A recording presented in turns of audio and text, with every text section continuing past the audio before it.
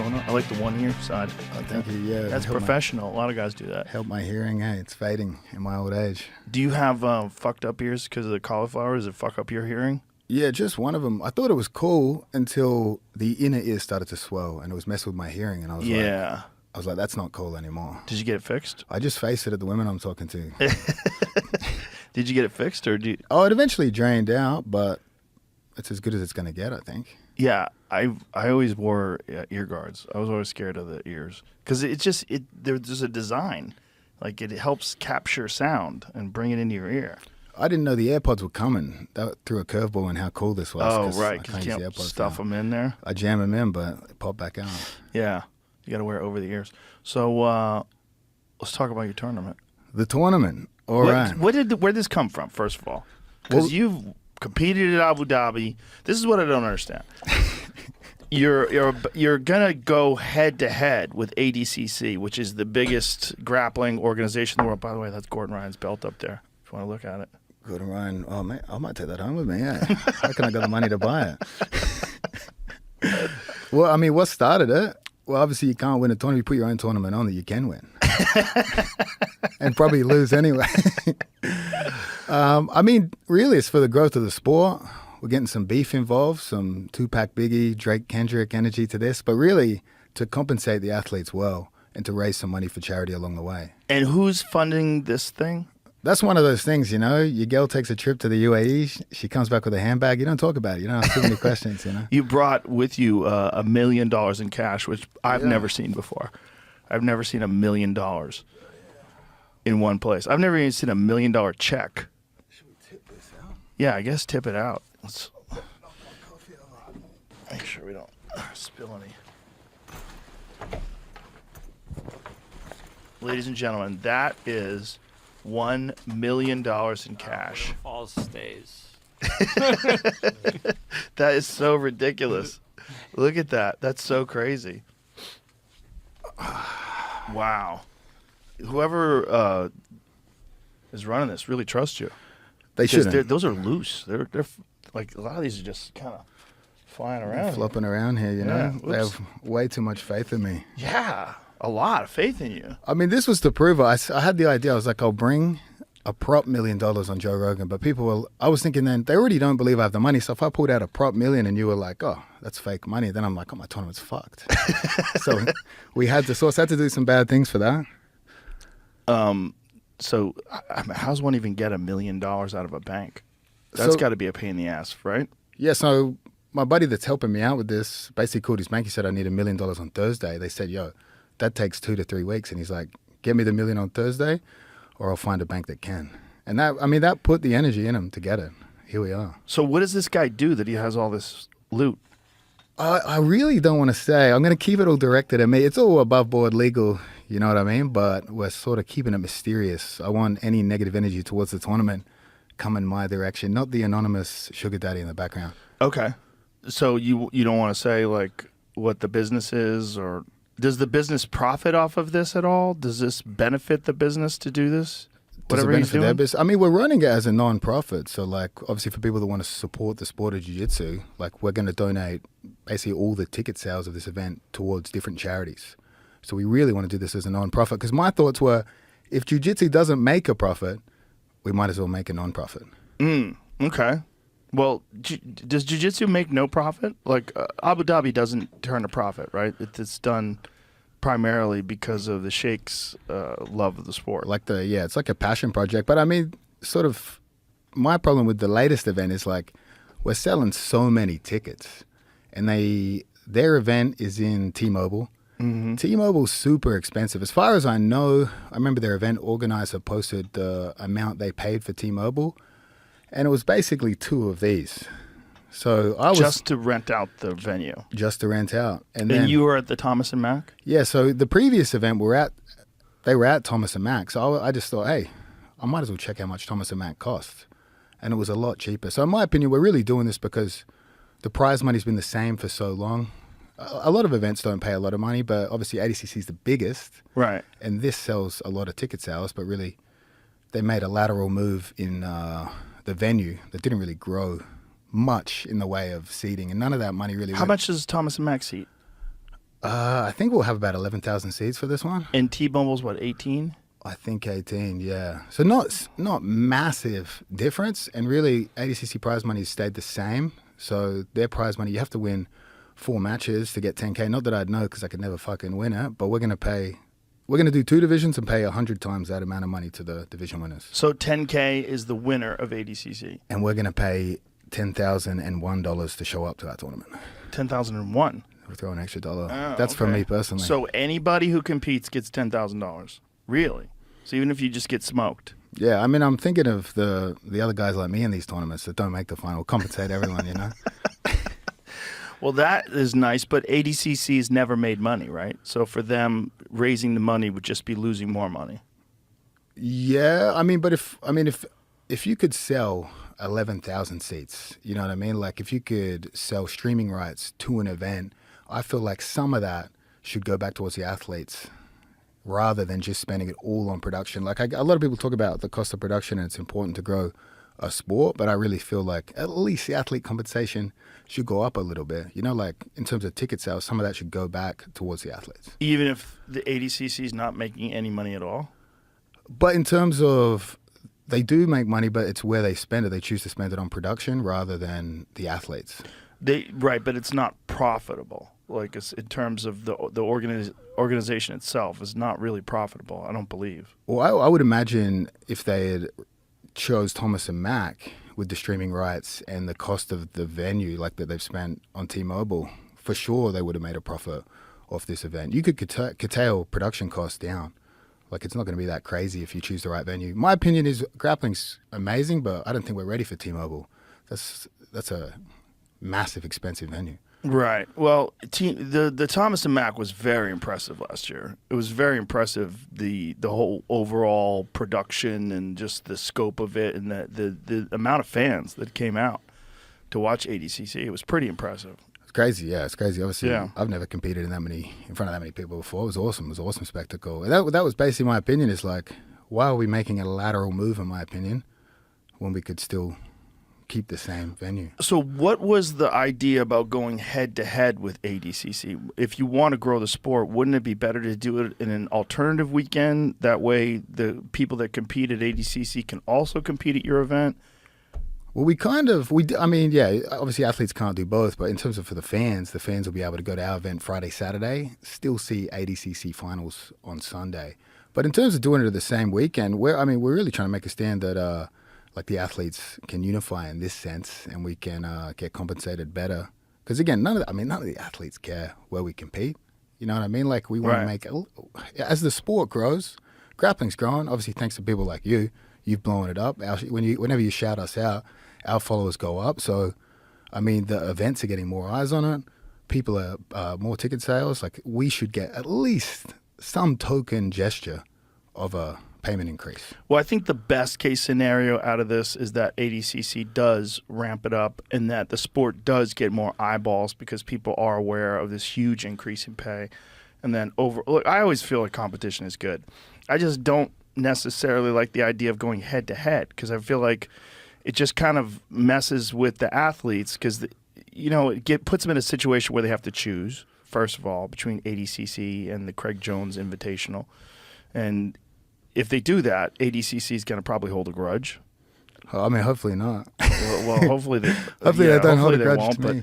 But likely they will. I mean, doesn't it make sense that they would? I mean, if you're kind of crippling their organization by taking the elite guys and offering them potential for, like, how many people are going to jump ship? Do you know? Oh, I mean, who have we got confirmed already? We've got Fionn Davies, past champion. The Tackett brothers were the first 2. We've got Nicky Ryan. I'm going to announce today Nicky Rod's jumping across. We got Luke Rockhold in there. We threw him in because he's honestly pretty impressive. He tapped me out in the gym. I was like, fuck it, we'll throw him in. In terms of the under, we got Joseph Chen. So, I mean, a lot of people are going to make the move. And what's interesting to me, I can't say any names in particular, but a lot of the old legends obviously want to be a part of this event. I think they want to support the cause. You know, I mean, and you say make the athletes make a choice. I mean, really, they should be able to make the choice if there's an event with such a huge amount of prize money on display. You know, the argument is prestige versus prize money, and my argument is if the prize money's there, that becomes the most prestigious event. Yeah, it does. It does ramp up the prestige, but will this happen again? Is this a one-time thing, or are you guys planning on doing multiple ones of these? Yeah, we want to do it. We don't ADCC every 2 years, so most of the time the guys have to wait every 2. We want to do it every year.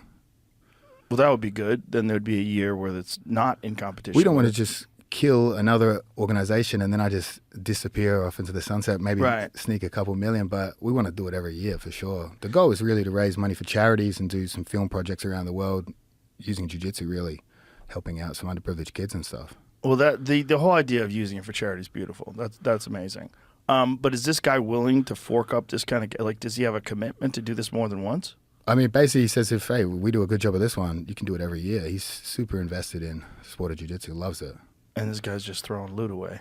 Throwing a lot of loot away. Thank God. Thank God. That's a crazy thing to commit to, though. I mean, even no matter how rich you are. I mean, because if you're giving away $3 million in prize money, is that what it is? Yeah, so how's it go all together? We basically got a budget of $3 million, and we decided to give $2.3 million of that to the athletes, and the rest we're going to spend on production. Obviously, we're going to have sponsors come in. We're going to work with particular sponsors, but we're going to, again, the ticket sales, that's going to charity, and we're really allowing some of the athletes to choose. Like if we have an influential grappler and stuff, we're not really trying to leverage the money we have. We're saying, hey, if we get you on board, we're happy to donate a percentage of the ticket sales to a charity of your choice. So we give them a bit of freedom in who they want to help. Well, that's nice. And if this does go well, like what's the, when you say go well, like what are the guidelines? What are you trying to achieve in terms of like going well to do this again? I mean, based on the investment and how much money we can raise for charity is really the goal there. Like if we can sell out Thomas and Mac and we can demonstrate that we can do this in a cost-effective way, we can bring in more sponsors, definitely going to keep doing this every year. Well, like I said, I think competition is always great. And I think just more eyeballs and more people paying attention to it is great for the sport. Obviously, I love jiu-jitsu. And I think, the athletes getting paid $1 million to win first place is fantastic. I mean, because, we both know that most athletes don't make much money off of actual competition. The money that they do make, they usually make in seminars and... OnlyFans. Yeah, holy, that's you. Yeah, that's a lot of underwear I had to sell, OnlyFans and what else? I guess DVDs. Yeah, I mean, that's the number one revenue source for athletes would be instructionals. But, like, again, that's like, you can win the biggest tournaments in the world. It doesn't necessarily translate to seminars, doesn't translate to instructionals. Really, that's the sad thing. It's like you hold certain events so high that you're like, when I win that, I'm going to make it. Mm-hmm. But then there'll be some arsehole like me that never won but outsells you. It doesn't make, you know what I mean? It's like, it's not, your life's not set if you win one of these events, but if you win $1 million as a grappler, you're pretty well set up, especially if you're like a grappler from a poorer country. Like $1 million US and Brazil is going to go a long, long way. And also, it's just going to elevate the whole profile of the sport, just people knowing that $1 million is going towards the first place grapplers. And then, like, has UFC Fight Pass had a positive impact? Has that helped at all? For sure. I mean, obviously, it helps so much. Like, my dream's always taking on MMA guys, Like, they got the clout, they got the big name. So, obviously, UFC Fight Pass helped that happen. But, I mean, Techi's put a lot of work into the Fight Pass events, and those are very, very popular. I think that would be the pinnacle of sort of professional super fight events. And what is, like if you fight in UFC Fight Pass, like, what is a big payday at UFC Fight Pass? I know some of the athletes might get... I don't know how I should say it. Techi will probably kill me, but I mean, it's broad. Like, it could go from 10 to six figures, really. And again, that's the thing. When you compete for an event like a tournament, you might face 4 guys.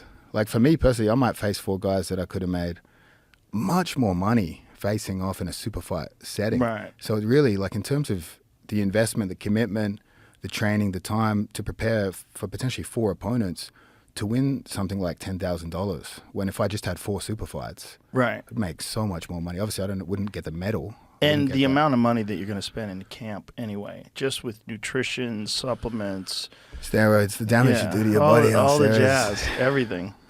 You mean you're spending $10,000 anyway? Yeah, your blood pressure goes up, your liver values go up. You push it to you redline it for a thing like ADCC. Well, that is the craziest thing about the sport is that steroids are openly tolerated. It's probably the only elite professional sport where, particularly because of Gordon, because Gordon's been so open about steroids, that everyone knows that the athletes are on juice. Well, I'm sponsored by a local company called Evertime, and this is the sad thing. I tell people, hey, I'm on TRT and I'm sponsored by them, And no one believes me. They're like, you look so out of shape, there's no way.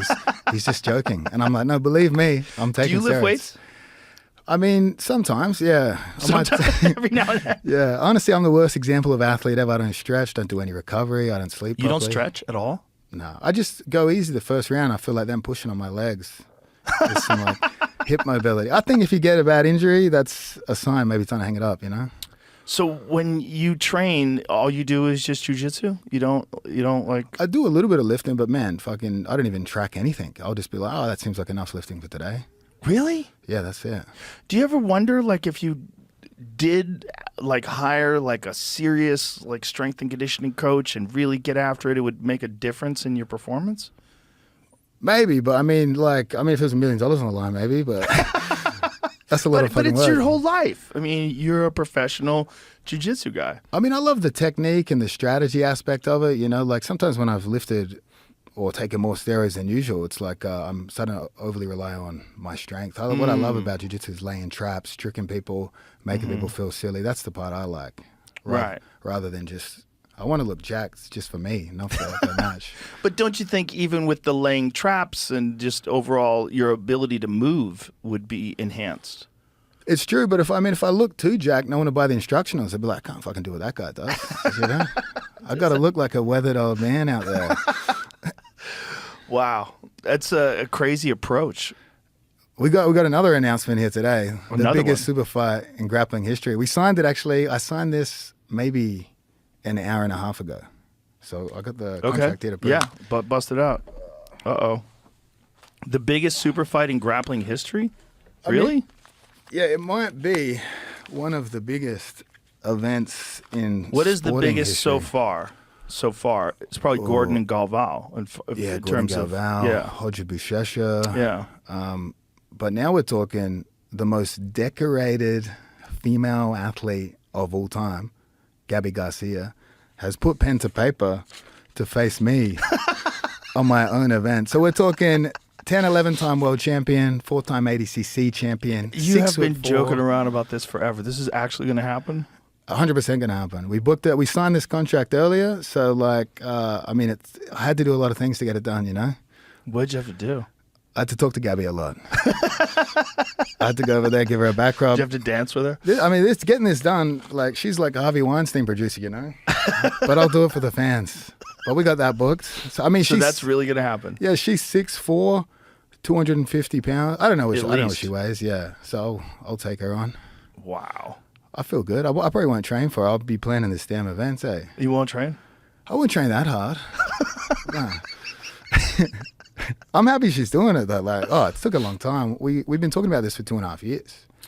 Feels like an arranged marriage or something. I know. I was always thinking that it was just a joke. I know we got to get rid of the sexual tension somehow, you know. So we're gonna throw There's down. one way. Yeah. That's true. I mean, that's in the contract. If I lose, I have to do some things. Oh no. Maybe we'll sell that on our OnlyFans, but Good luck. Good luck. So when this all goes down, are you going to stream it live, and how are you going to do that? free on YouTube. Really? Yeah, we want to put it free on YouTube because everything I want to do about this event is to grow the sport. So jiu-jitsu scoring is confusing. It's hard to keep up. Yeah. Some events don't even know their own scoring. And to be honest, I compete in events where I didn't even know the rules. You know, I'm just hoping for the best. But this one we're going to do for the lead-up matches, the non-finals, qualifying matches, 3 by 5 minute rounds. And we're going to have the judges score according to your traditional jiu-jitsu. You know, like if you get a good position, it might be if there's a 4-point discrepancy, something like that. Are you using a specific rule set, or are you guys making your own? Making our own one. We want to make it our own completely. So we want to take what jiu-jitsu guys already know. So we'll have 3 judges use some sort of pre-existing point system they understand, but we'll have the judges translate into a 10-point must system so that MMA fans will understand. So say if there's after round 1, the guy finishes on the other guy's back. The ref stops it. We get up. We have a minute break. That's a strong position. We'll score that at 10-8. And we'll do open scoring. So jiu-jitsu guys are used to knowing the score as the match progresses. They don't like the surprises. Like MMA, it's a surprise at the end. Jiu-jitsu guys, they don't want things to be too different. So we're basically keeping it very similar to what they already understand while trying to introduce it in a way that's friendly to fans that tune in. Because fans will tune in and be like, what the fuck's happening? And they're Right. like, he won the round, 10-8. I wish that MMA had open scoring because it would expose a lot of really bad scoring. Yeah, you know where you're at. Yeah, because there's so many times where it's just not. And the argument against it, I think, is silly because the argument against it is that the person would coast if they were ahead. But my feeling is that would make the person who's behind really get after it because they know they're behind. And then in fights where you know a guy's ahead and the guy's getting tooled up, that's already the case. There's no, if Adesanya is fighting somebody and he's just dominating the fight, we all know that. And the only thing that could fuck him is a bad judge. Some crazy judge. Yeah. And we've seen that. We've seen like 2 scores that are like, that's right. And then 1 judge is like, what the fuck was that guy watching? That's the guy we're going to hire for our event. That guy's going to be cheap. Why? That guy's going to be dangerous. Why 10-8? Like, I don't even like 10-8 for MMA. I think it sucks. I mean, just for a way that we can grow, like we can have an easy to digest. I mean, I guess MMA is still pretty confusing, but we want we want to steal MMA fans. Like that's been my whole strategy, is I'll take on guys in the UFC because I know they're drug tested and I'm not, and I'll be like, and they're famous. It's like a perfect matchup. Mm-hmm. But we want to do that because we want to steal their fans. And we're also changing, and it's very fucking expensive actually. Every jiu-jitsu event's basically on an elevated stage or just on mats. And we have this problem where there's all these weird resets, like guys might fall off the stage. Yeah. They crash into the table. That's crazy. So inspired by karate combat, we're going to do a rectangular mat space with an angled wall. Because there's nowhere to run. And we're going to call this rectangular mat space the alley. You basically only head to the back alley to fight or fuck. Sometimes. But isn't the angled wall a bit of a problem? Like I saw your match with Phil Rowe. Yeah. And the angled wall, like all of a sudden he's fucked because you're just going to go down. Like it's not like a wall. Like a wall. I don't like the cage in MMA. I've said multiple times, I really think they should be fighting in a basketball court. Just make it all matted up, have a long red line where you have to bring it back. 30 by 40. It's going to be massive. Well, that is big, yeah. So we heard the basketball court, but we threw some angles on the end. Well, but it punishes them. We want to punish guys for backing up. Okay. So like again, like you said with the cage, they back up, but they remain vertical. And guys are so, like you can use that angle to not get taken down. But if you back up, if you're running away, we want it to be detrimental to you while not having any referee interruption. So if I'm like you said, I won the first round 10-8, I'm coasting, I'm backing up. That guy can chase me and there's nowhere I can go. And if I back up, it's detrimental to me. I want to ask you a specific question about the Philip Rowe fight because he posted his arm down to like against the angle. And I was like, well, you're kind of fucked if you're doing that. And then you threw up the triangle and you trapped him. Yep, but like, did you train for that? Like, so this is the setup, and this is in Karate Combat, which is, by the way, in Austin this Thursday. I'm gonna go down and check that out. Oh man, it's a so good like show. this, like when he posted his arm down, I'm like, oh no, that's. Honestly, here's the funny thing about it is, Asim, the promoter, said to me, he goes, bro, we've got to sell the angled wall for grappling. He's like, can you try to submit him off the wall? And I was like, fuck yeah, I'll do that. But I was like, I got no plans of that. They asked you to do it? Oh, yeah, they said that'd be cool if you could do it. And then afterwards, he's like, did you plan that? I was like, yeah, sure. But I mean, anytime someone posts a hand on the ground when we have an overhook and we can put weight on that hand, they can't lift it off the ground, so we can shoot a triangle pretty easy. Yeah. So as soon as I saw him, I've got an overhook here. We've got the Russian tie. As soon as I see him put that right hand on the floor, I was like, we can do something flying. And I saw, because of the angle, you can be a bit more brave. You know, like it's not as sharp a fall. Right. Like I'm 32. I probably shouldn't be doing flying shit, but you throw an angle in there, I'll give it a crack. Well, especially with everything padded up like that on the walls. Yeah. But man, me and Phil were laughing before this match. Like I had a couple beers before this. I thought we were just gonna have a good time. You had a couple beers before the match? Yeah. Phil said he was gonna drink a tequila shot to start the match, but then I saw him put water in his cup. I was like, I've been misled here.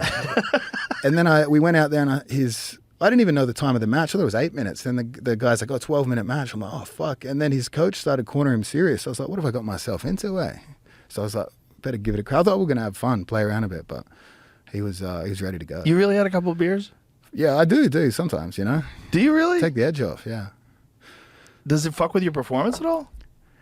You know what? I never know what helps my performance or makes it worse. You know, I never have Taking the edge off might help. I think so, because I do a long training camp. Sometimes I'm like thinking every day, putting pressure on myself. But like, I finished that match, and because I hit a flying thing, we just got hammered that night. I was celebrating. And then the next day I was like, fuck, I have to face Lovato next week. I was like, what have I done? So it's like sometimes I guess the John Jones approach, you know? Having some fun the week before takes the edge off, relaxes me. Ilya Taporia does that too. With the wine, He yeah. gets drunk on Thursday night when he weighs in on Friday. That's why I don't like what he did to my man, but I respect Yeah. the drinking of the wine for sure. Yeah, that fight, I wanted to talk to you about that too. I wanted to talk to you about just the Volkanovski fight and training him in general. Like, did you try in any way to discourage him from taking the Makhachev fight on 10 days' notice? No, I mean, I'm not involved in that process at all, you know? Like, I got the call that it was happening. Like, he called me, man, I was jet lagged at the time. I'd just gotten to Austin for a day, and I get a call at 4 a.m. from Volks. He's like, I think I have Makhachev booked in 2 weeks. And I was like, fuck it. Tell me, I'll just book the next flight. And I just got on the plane down there. So I'm not involved in the matchmaking decision process at all. Were you apprehensive about him taking that fight on such short notice? I mean, I wouldn't say apprehensive. I like believe in him fully. I knew it would be a very difficult challenge. I didn't know what sort of shape he was in at the time. I hadn't seen him for a while. But, like, I believe in him that he can do it. And it's like, I'm going to just do everything I can to get him ready for that moment. And, yeah, I mean, it is the risk of the game, you know, especially you take a short notice fight like that. Had he been training at all?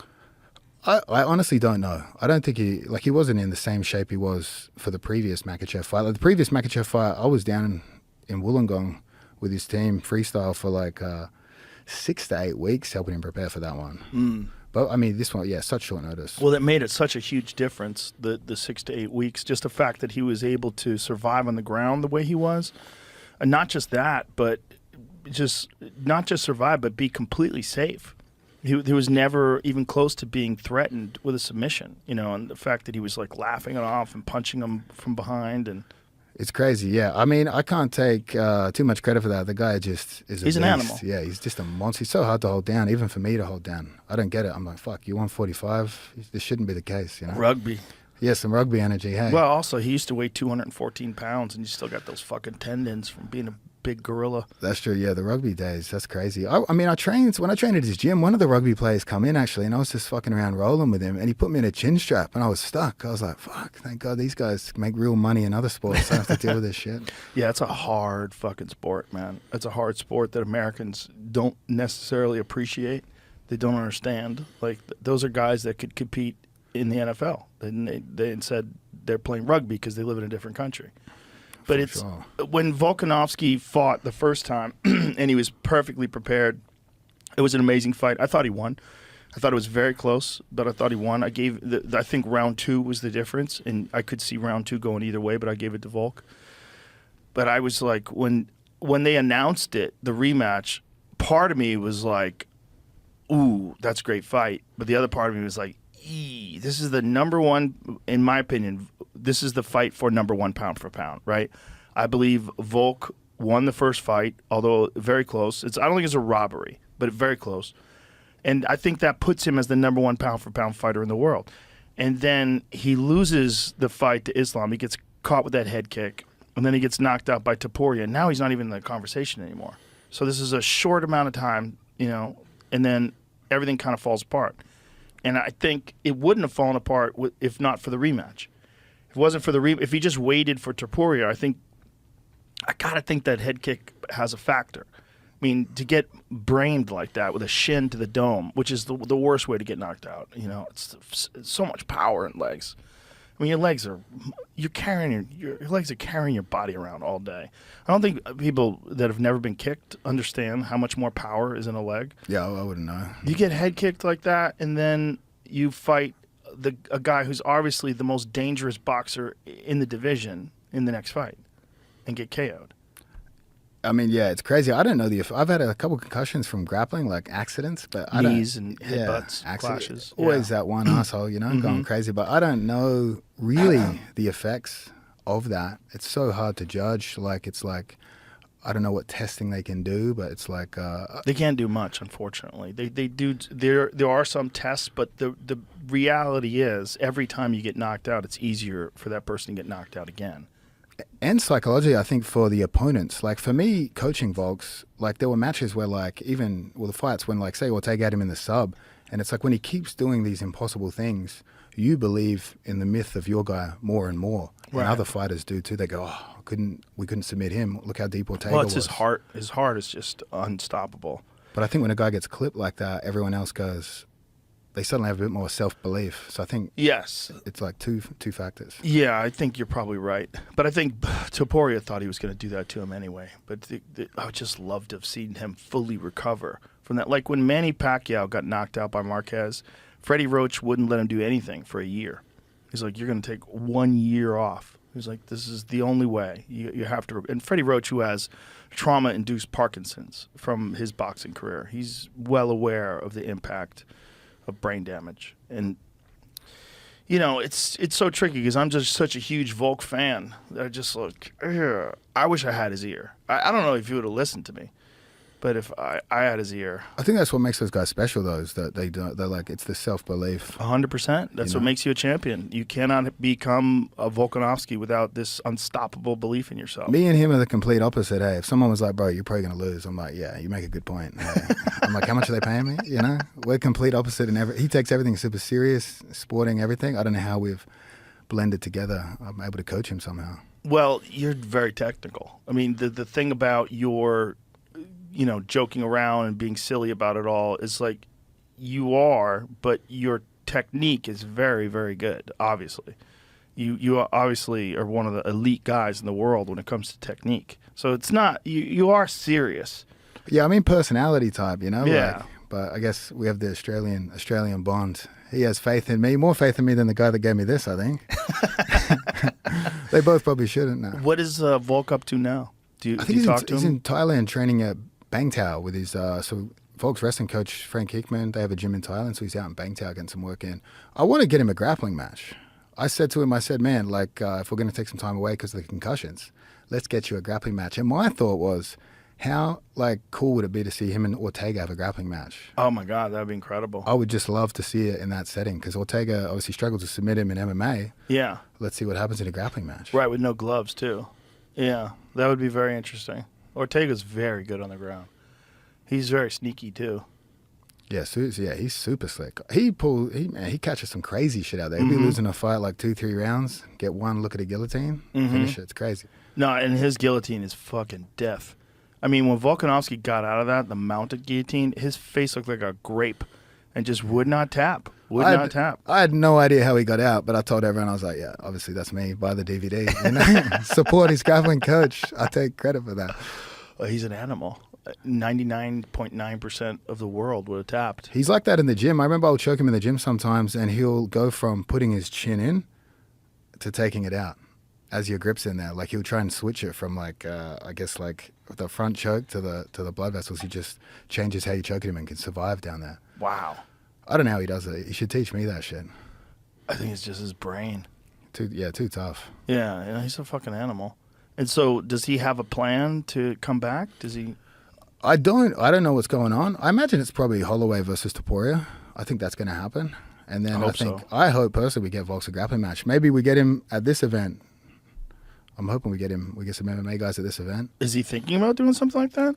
Like you don't have a whole lot of time, right? When is this event? This is August 16th, 17th. Yeah, so not much time. But, I mean, if he's in shape, he's training, he's out Bangtao, Thailand, get some rounds in, I think it's fine, especially against another MMA guy.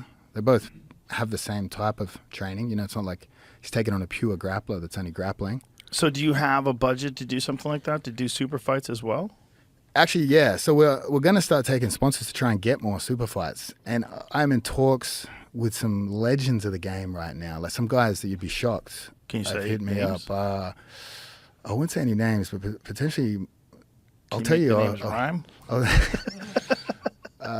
One of them has a Mexican sounding last name, but I'll talk to you about that off the air. Okay. I know that one. Yeah, all the legends. So many people want to come out of retirement for this. I think they just know, like, especially when I explain the rules, explain that it's in that alley, like the sunken floor, you know, they like that format. Obviously, you throw $1 million on Instagram, you get some messages, you know what I mean? You get some, hey, brother, what's going on, you know? Yeah, I think people are going to be shocked at how good Luke Rockhold is. Yeah, he's so tough. He's very good on the ground. I remember when he got Weidman down and mounted him and Weidman could not get up, I was like, his ground game is very underrated because he's just known as an MMA guy. And he's going to come train with us. He's going to come to B Team for 5 weeks. Oh. So he's going to prepare with us for this event. So we'll watch him and Nicky Rod kill each other every day. I'll love to watch that shit. Wow. Yeah, I always wondered how he would have done if he had gone straight grappling. Because the people that I know that trained with him said, dude, I think he could have competed with the best in the world as a grappler, just as a pure grappler. Yeah, I mean, look at the guys he's training with. Khabib in Islam, Cain Velasquez, like DC, all those guys. It's like, people think it's like MMA's in isolation, like those skills won't translate. They translate, especially with athletes like that. Especially in such a grappling-dominated camp. He's going to surprise some people. What I keep laughing about is like, it's $1 million for first place, $10,000 for second place. I'm like, who's tapping? Right, for $1 million. Yeah. And I think what we're going to do, I haven't finalized this yet, but I think if you're in a submission in the round ends, we keep going. Get out of the submission. Well, there's been so many times where guys were almost submitted, where you think, yeah, this guy, I let him out of that armbar to join the team, you know? Look what happened. I didn't get any money out of that. How bad was his arm fucked up after that? That armbar was so tight. Well, that was the funny thing, right? That was like, EBI. Like, what's the prize of EBI? Well, he had some... if I had submitted him, I would have won $15K, and I think he had only had 2 submissions in regulation, so he was... he only made $10K, so I'm like, we could have made a business deal there, bro. Like, just let it go. But, man, his arm popped on the day. He said it was fine. Next week, I show up. We're both competing in another event again, and there was like 3-4 locker rooms, and I would just travel by myself. I wouldn't even have a coach. I just post an Instagram story. Who can corner me for this event?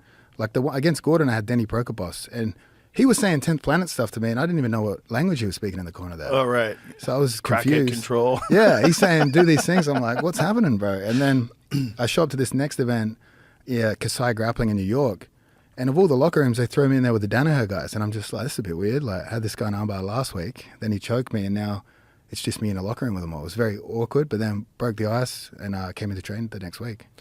And you were with them for a long time. You were with them for like, what, 5 years? With Danaher? Yeah. 2 years. 2 years. So what, did it start before Puerto Rico? Yes. Yeah, I lived in New York for, I mean, man, my memory's hazy, but we survived Puerto Rico for 6 months. And before that I would come and go from New York. I was probably with the team 2.5 years. But yeah, things get weird out there in the jungle, you know? Yeah. Apocalypse Now style. Well, everyone's confused as to what happened with you guys. That's what, like, there's no real version of the truth. We got a book deal. We got a movie deal coming out. What? You know, I'm going to exploit that story to the bitter end. You have a book deal for real? Nah, I'm joking. But I could. The story's weird enough, you know? What happened with you guys? I mean, there's so many things we really can't discuss, you know? A lot of problems, obviously. Obviously, 2 brothers split up. There's going to be some serious issues there. Mm-hmm. But yeah, it's not really my place to say. But hopefully, one day it comes out. I think it'll be an interesting story. Who knows? This shit might kick things off. It might be World War III again. So when you left, like, how did you leave to start your own place? When you guys started B Team, was that the plan all along? No, I honestly never even wanted to start a gym. I'd already told the guys, like, at Danaher's that I was like, hey, this will be my last ADCC.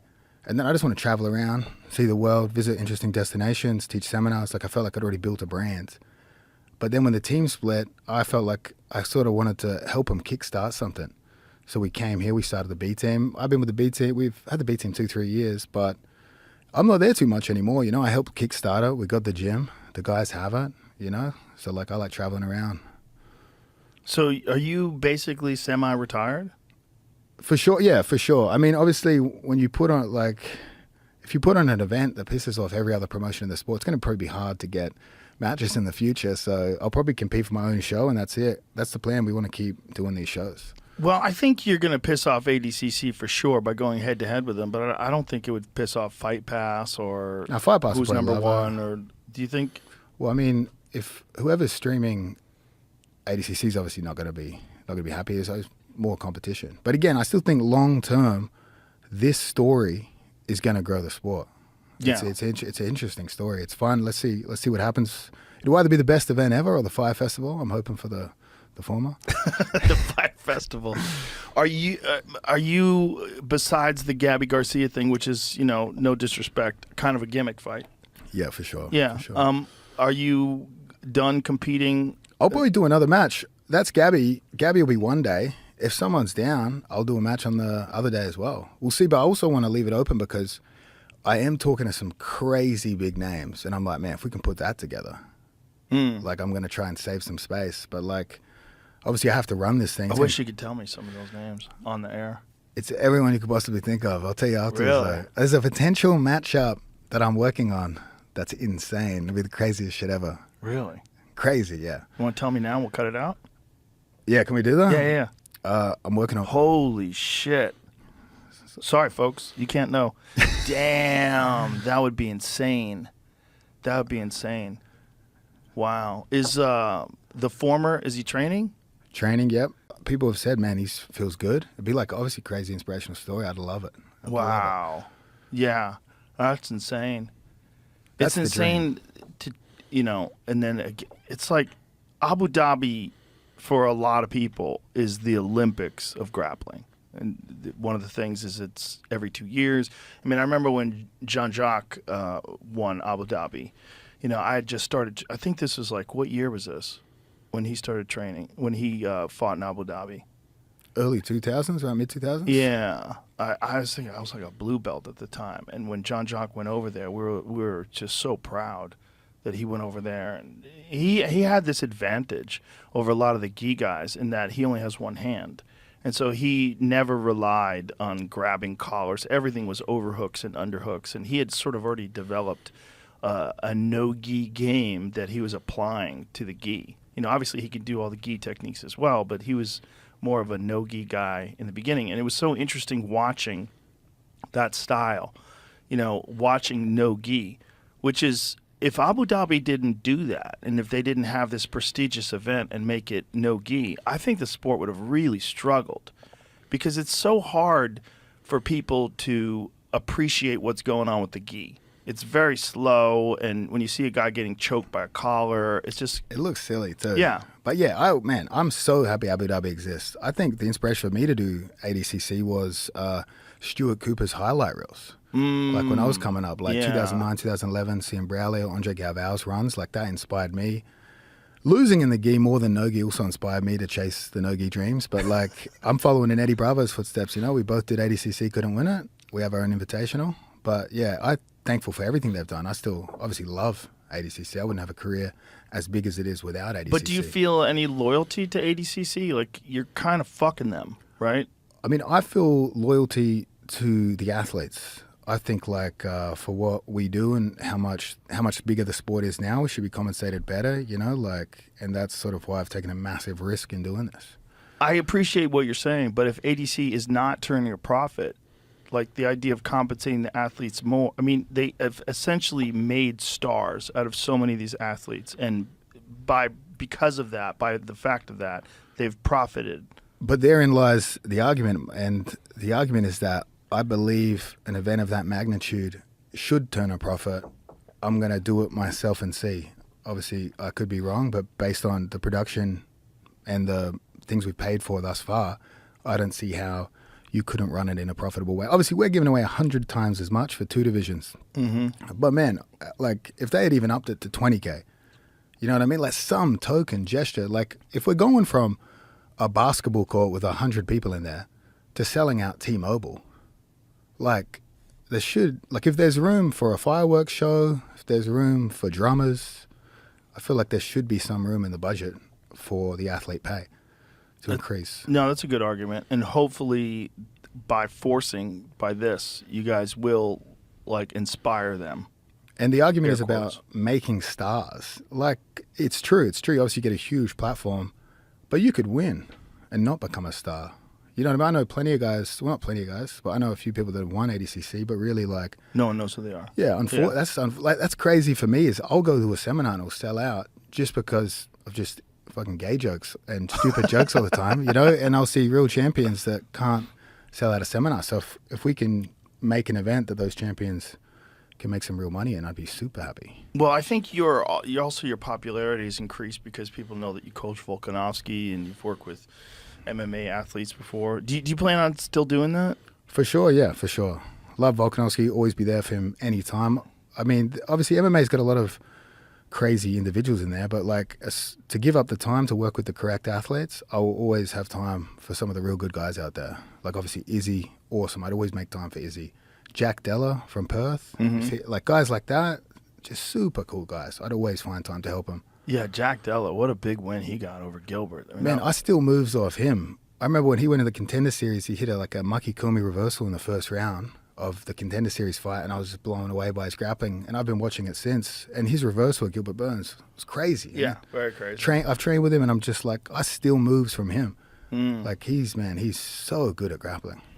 Yeah, he's very good at striking too. He's, in my opinion, he's like one of the best in the sport at mixing up shots from the body to the head. Because so many fighters, for whatever reason, are headhunters, you know, and because you can knock a guy out with one shot. But Jack is so good at mixing shots up to the body and to the head. I mean, he just breaks guys down.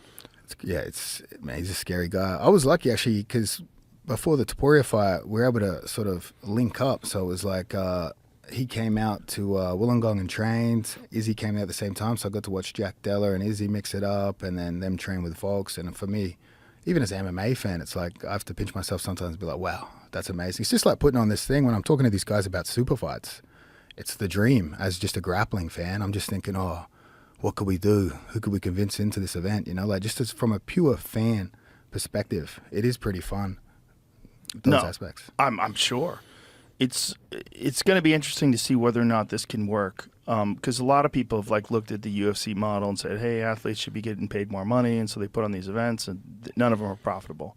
I mean, maybe Bellator was, and they sold Bellator, and then there's the PFL. I don't know how they do financially, but they have the same sort of similar thing. They have a tournament. At the end of the tournament, the guy wins $1 million.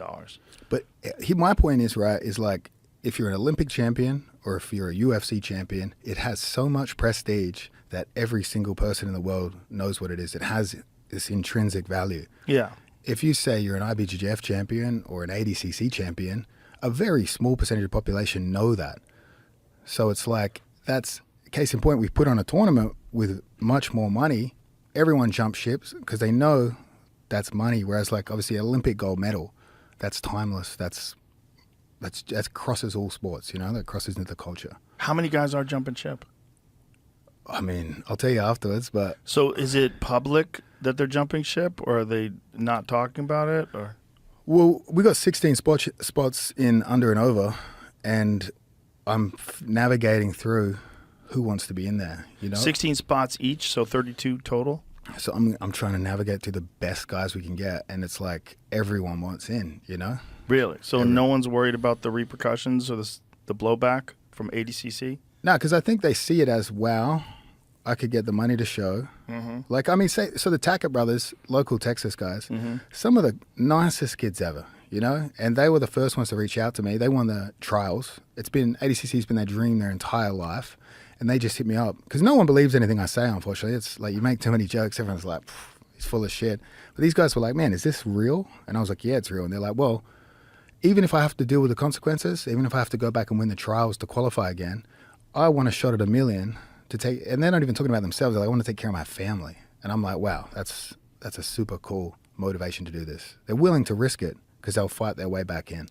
Well, I hope there's no repercussions. I don't think there will be. Well, you know, we'll see, right? But I think best case scenario is that ADCC recognizes that there's competition, and then they have to raise up the amount of money to get the athletes, and you know, maybe it'll just elevate the profile of the sport enough so that's profitable still. Yeah, it's a good experiment. Prestige versus. But why do it the same weekend as them? Well, you want the athletes to make a stand, you know? Are they together, or you know what is the motivation here for these guys? Yeah, money's the motivation. Money because it's sort of making a stand, but it's making a stand that money is more important than this organization that's propped up the sport for 20 plus years. Well, there's other athletes that say $1 million easy to make. That guy over there? Yeah, you win there. It's easy for Gordon. I mean, Gordon makes a lot of money. Gordon makes a lot of money through instructionals just from dominating for all these years. But again, like $1 million for most guys. Like, I mean, you grow up in Brazil, you know, $1 million's not easy to make by any means. Like, especially like the instructional market is predominantly English-speaking people. They're the ones that are going to pay the highest price. So it's like us that speak English have a huge advantage in that area. Like even me personally, just for having an accent. I mean, a lot of Americans are like, wow, he's fucking smarter. That's why we use people like you for infomercials. Yeah, exactly. They take it. So I mean, can look sell at them up. John Dano, you throw a Kiwi accent on it. Yeah. He's obviously a smart guy, but that adds points for sure. Are you still close to him? Do you talk to him?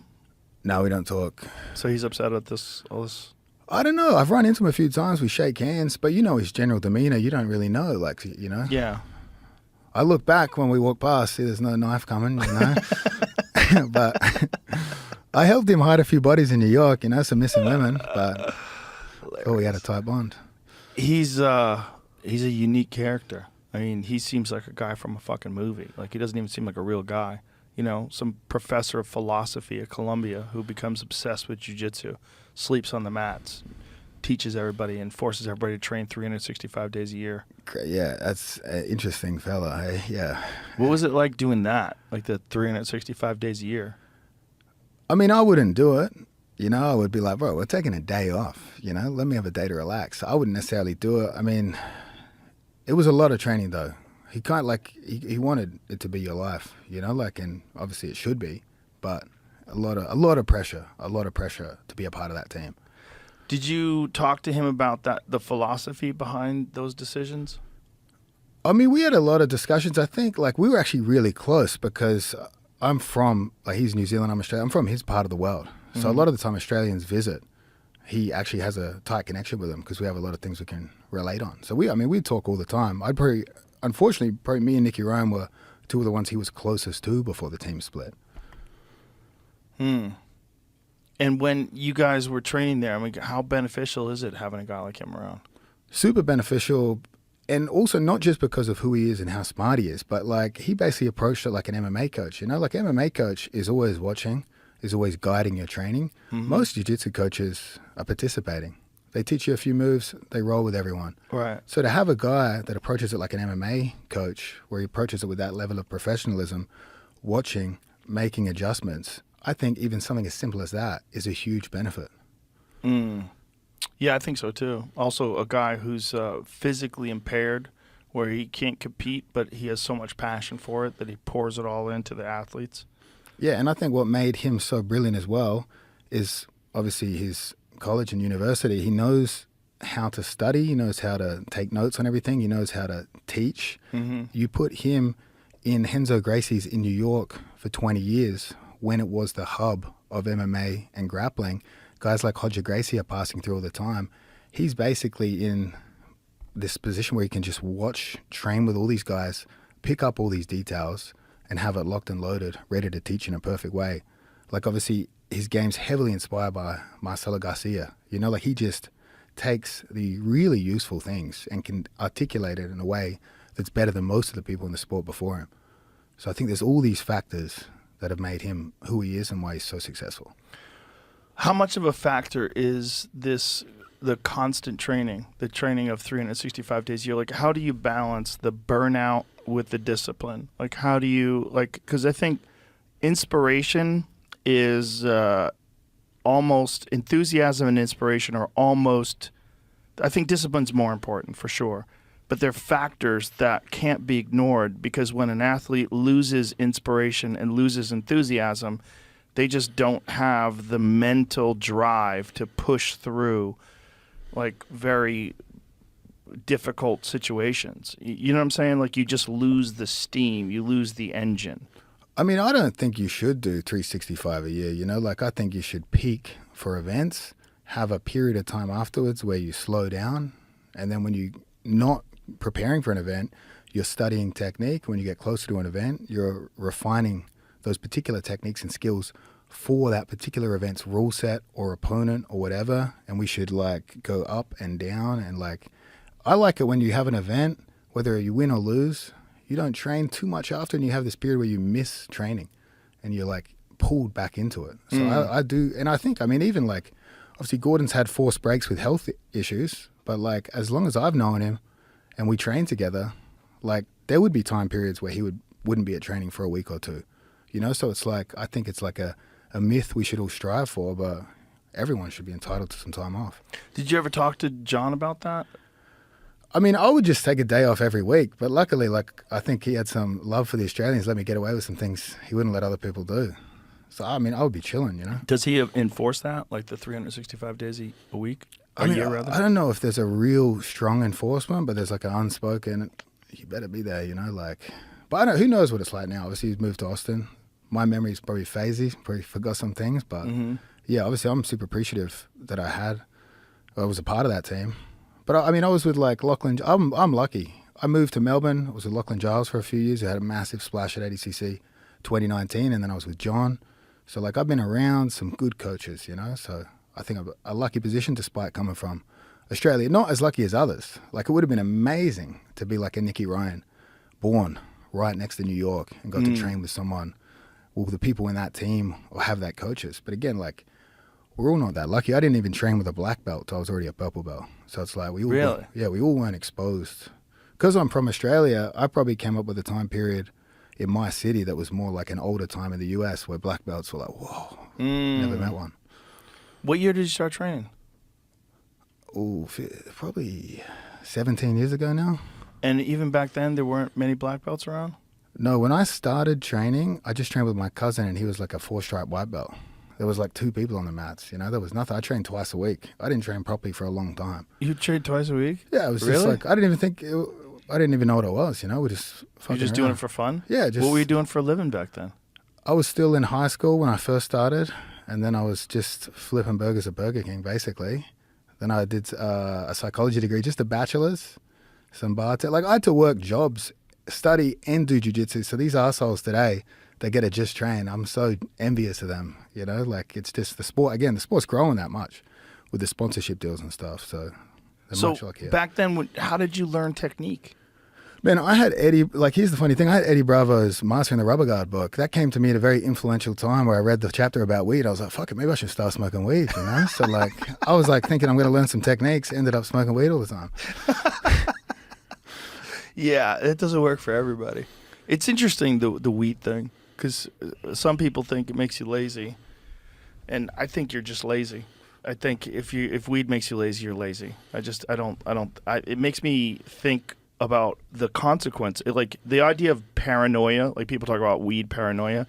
I think it's like a hyper awareness. And, you know, Eddie once said this to me, like if your life is shit and you smoke weed, it's going to feel terrible. But if your life is great and you smoke weed, you're going to feel good. Like if you don't have any problems in your life, you don't have any things you're dealing with, if you've dealt with your problems and you're just like on a good path, then weed's good for you. But weed has never made me lazy. It's the opposite. I smoke weed, I always feel like, don't be lazy. You gotta get things to do. You don't want these things fucking with you. You don't want these things hanging over your head. Like that hyper awareness it's like part of my work ethic. You know, like the like oversight. Like someone is looking over me all the time, making sure I can't lie to myself or to other people. Like I have to do the things I'm actually supposed to do. That's my feeling about it. Well, I mean, I read his book and I was like 17, smoking bongs, driving to training in the car, having pre-workout, getting ready to go to war, you know, like that's basically the influence of that on me. But it was good. I think rolling high keeps you fluent, I wouldn't do it all the time. Sometimes I meet guys that are so high that I've just smashed them for a round, but they've done one thing, but they're so like fascinated by that, like the perception's off sometimes. I think that's possible, true. That's too. But I've always felt like I was like 10% better when I was high. I really feel like that's with quite a few things. You got to try a couple beers. I'm scared. Beers don't help me. Like when I play pool, if I play pool high, I play way better. If I play pool drunk, I'm not good. Oh, really? Yeah, I think with me, alcohol just makes me not pay attention to shit. Alcohol for me is like, I'm not a focused person if I'm drinking. I need that for sport. That gives me a false sense of confidence, you know? I think that's useful. Maybe 1 or 2 beers. But drunk. Have you ever competed drunk? I've felt it for sure, you know? It's usually not beer. Actually, usually a vodka soda or something. So if a fan sees, I'm like, nah, soda water, man. And you've done that many times where you just to take the edge off? 5, 6 times. I mean, I had a couple drinks before the Lovato match because we had the Howler Head bottle back there. I was like, hey, come on, throw us some sponsorship money, you know? And put that up, but sadly not. Well, isn't Howlerhead owned by Dana? Doesn't Dana? Yeah, that was the thing. I was like, go sneak us a bottle back here, man. Put it in the vlog. When you were training and you were learning from books. Like, did you have any videos that you studied? Was it like, how did you learn techniques other than just books? I mean, I'm trying to remember what books I had, man. I had like PJ Penn's book, Eddie Bravo's book, like the actual textbooks. And then I started buying the instructionals. Like I had Kara Parisian's judo for MMA. I had Ryan Hall's. He was one. He really changed the game with instructionals in the early days. So like stealing all his moves. And then I learned about the world of torrent sites, and I started illegally acquiring every instructional I could. And then we'd try to self-learn on the mats, studying these and then drilling the moves. That's really... So I was really self-taught up until purple belt, really just focused on using instructionals. And then where'd you go for purple belt after Then that? I moved to Melbourne with Lachlan Giles, and basically was like 2.5 years there and then 2.5 years with John. That's a crazy little amount of time. Yeah, I didn't spend. That's the thing. A lot of people, obviously, they just notice when you achieve something. You know what I mean? So like, I trained by myself a long time before I was able to join any big teams. What do you think attributed to your success? I think. Honestly, I don't know. I put in the work in the early days for sure, and then studying, and then just being at the forefront of the leg lock sort of saga. You know, like I got in at the right time. I saw techniques in the gi, like the berimbolo, that would just a new technique that would wipe the floor with experienced black belts. You could use it on people you had no business beating. Those are the techniques I wanted, and I saw the Danaher guys use heel hooks, and I was like, man, if I, as a purple belt, can submit some black belts, I'm like, that's the way I got to go. And so how did you wind up training with John and the... Well, I mean, I would just, obviously Australia's far away, hard for me to keep doing that 16-hour journey back and forth. I wanted to stay in America, so I just started doing my camps there. That was the best place to do it. It was like 100 people in the room doing no-gi. Obviously, it had that DDS squad there that was awesome. Danaher focus. At that time, there really weren't too many places in the world that would take no-gi as seriously as those guys. How bad was the staph infections going around down there? I got staph every month there. I remember. How the fuck is that possible? I got it under my eye one time, and the doctor was like, "Bro, if it hits your eye, you're fucked." I was like, "Oh, that's reassuring. Hey, thank you." But yeah, every month I was on it. I remember I used to go trips to Mexico to get some medicine, so I'd go down there, buy a bunch of doxycycline, buy like 90 tablets of it. I'd just sit on it, keep taking them. Used to buy my steroids down in Mexico too. But that's probably what fucked Gordon's stomach up. The steroids? I mean, no, I mean the antibiotics. Yeah. I don't think the steroids help. I mean, yeah, probably a bit of everything. Who knows? Yeah. The antibiotics definitely not good for you. But when you're on antibiotics, he was on antibiotics for a year straight, which first of all is crazy because the amount of discipline it takes to train that much while you're on antibiotics. For people who don't know, antibiotics wreck your cardio, just wreck your physical strength, wreck your vitality. I got staph once, and I remember I took antibiotics, and I don't think I had ever taken antibiotics before while I was training. And when I was recovering from staph, I was like, this is nuts. I feel like I'm 50%. You're at 50%. Like when Luke Rockhold beat Chris Weidman, he was on antibiotics. I mean, I've taken it a lot during matches. I've taken it a lot. I've been on it all the time. The last two matches. It fucking wrecks you though, right? Yeah, I had bad staph in my leg. Like even during that Philip Rowe match, I remember I submitted him and then he had staph a few days later. I was like, got you twice, mate. But that was bad when the doctor had to cut that open and like squeeze it out. That was horrible. But I think, yeah, the more you take antibiotics, the less effect they have on you. So now I get staph. It's fucking really annoying. Do you use anything to protect your skin? Like do you use defense soap or anything like that? Nah, I just try to shower straight afterwards. Just like, regular soap? Yeah, anything. I think we have some branded soap in there, but like I think it's just important. Like, I mean, we're dealing with some people that don't even know how to shower. Like, that's crazy. Some of them have a quick rinse, get out of there. You I would see guys do that when they would train and they would just go home sweaty. I'm like, you're out of your fucking mind. Like, you're allowing that stuff to breed on your skin while you're in your car. It's hot out. That was Puerto Rico. We had no showers at the gym. Oh God. So we'd have a 60-minute drive home after each class without having a shower. Oh, that's insane. Not good for the car fabric smell. But was the Puerto Rico gym, wasn't that exposed to sunlight at least? Wasn't the mat exposed to sunlight? Not enough. But you know what? Because I get in the ocean every day. I think maybe that helped. Oh, that probably helps a lot. A lot of sunshine down there too. Yeah, that probably helps a lot. Sunlight on the mats apparently is a great thing. Like if you could open up garage doors and have sunlight on the mats, apparently that kills a lot of things. Yeah, for sure. I also think sometimes like the overtrain, like your immune system's just down because maybe you're stressed, For not sure. sleeping. Yeah, like, for or sure. You're really stressed about a match. A lot of people get staph around a match because they push the training up due to the anxiety of the match. They're thinking about it, messes with their sleep, and then they're just vulnerable to it. When you were training, did you ever monitor your heart rate, check your heart rate in the morning, make sure you're not overtraining? You know, I thought about doing that stuff, the HRV stuff. Thought about it. I saw I looked up one of the machines at the time. I was like, fuck, that's expensive, eh? I mean, now I don't monitor anything. I get my blood pressure checked. It's concerning, you know? I almost failed the last 2 medicals because the doctor was like, bro, your blood pressure's through the roof. Really? I was like, pass it, man. It's jiu-jitsu. It's not MMA. Why would your blood pressure be so high? Good question, eh? Probably too much caffeine. Think that's it? I don't know. We should find out, but I'm busy traveling all the time. I should look into it. You don't know what's wrong? Oh, No. that freaked me out. My blood pressure was high. Now you're freaking me out. Now. We'll test it after. I mean, I just feel like I got to survive for this shit. Or some guy. I understand, but you're relying on your body. That's your business. Your business is your body. And I just hope it's a faulty test. You know, I'm like, faulty test for blood pressure? Yeah, I'm like, I maybe think those things are 100%. I'm like, the biceps too big. Get a bigger band. I don't think they're ever wrong with blood pressure. I mean, there's factors. You could be stressed out. That'll raise up your blood pressure. I was making jokes with the doctor last time. I competed in Dubai, and I was making jokes with him, and he was just like not laughing at all. He's like not having it, eh? The Mexican doctor for karate combat loved it, but not the Dubai guy. Oh, that's funny. I faced, you know the guy in the UFC that finished Kevin Lee real quick? Hinat? He finished Kevin Lee like he knocked him down, guillotined him in a minute. Oh, the last guy. Yeah. Yeah, his last fight. Can't Who remember was his that? last name. Renat. I can't remember his name. Right. Okay. He was crazy though, man. He did not want to tap. I had him buggy choke, put him in a triangle. He went to There it is. Renat, how to say that? Fuckaredov. Go for it. Give his middle name a crack. Fakredinov. His middle name's tougher though. Yeah. Wow.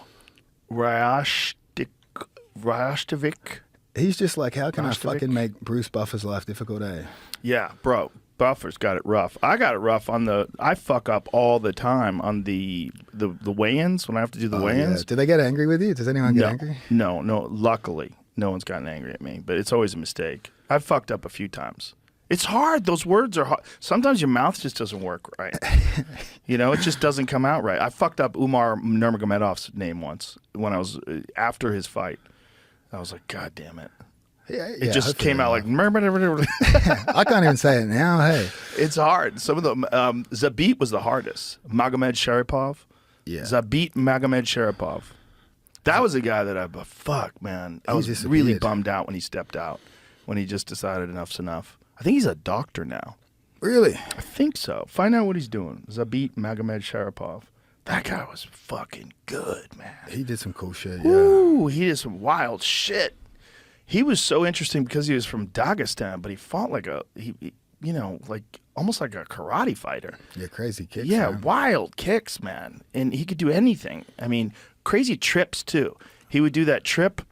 Oh yeah, he sort of led the way with that. Now, like Volks does, a lot of guys try to do that one. Yeah, he was very good at that one particular trip. He's just so clever and creative, and such an interesting fighter to watch. I was bummed out, man, like really bummed out when that guy retired.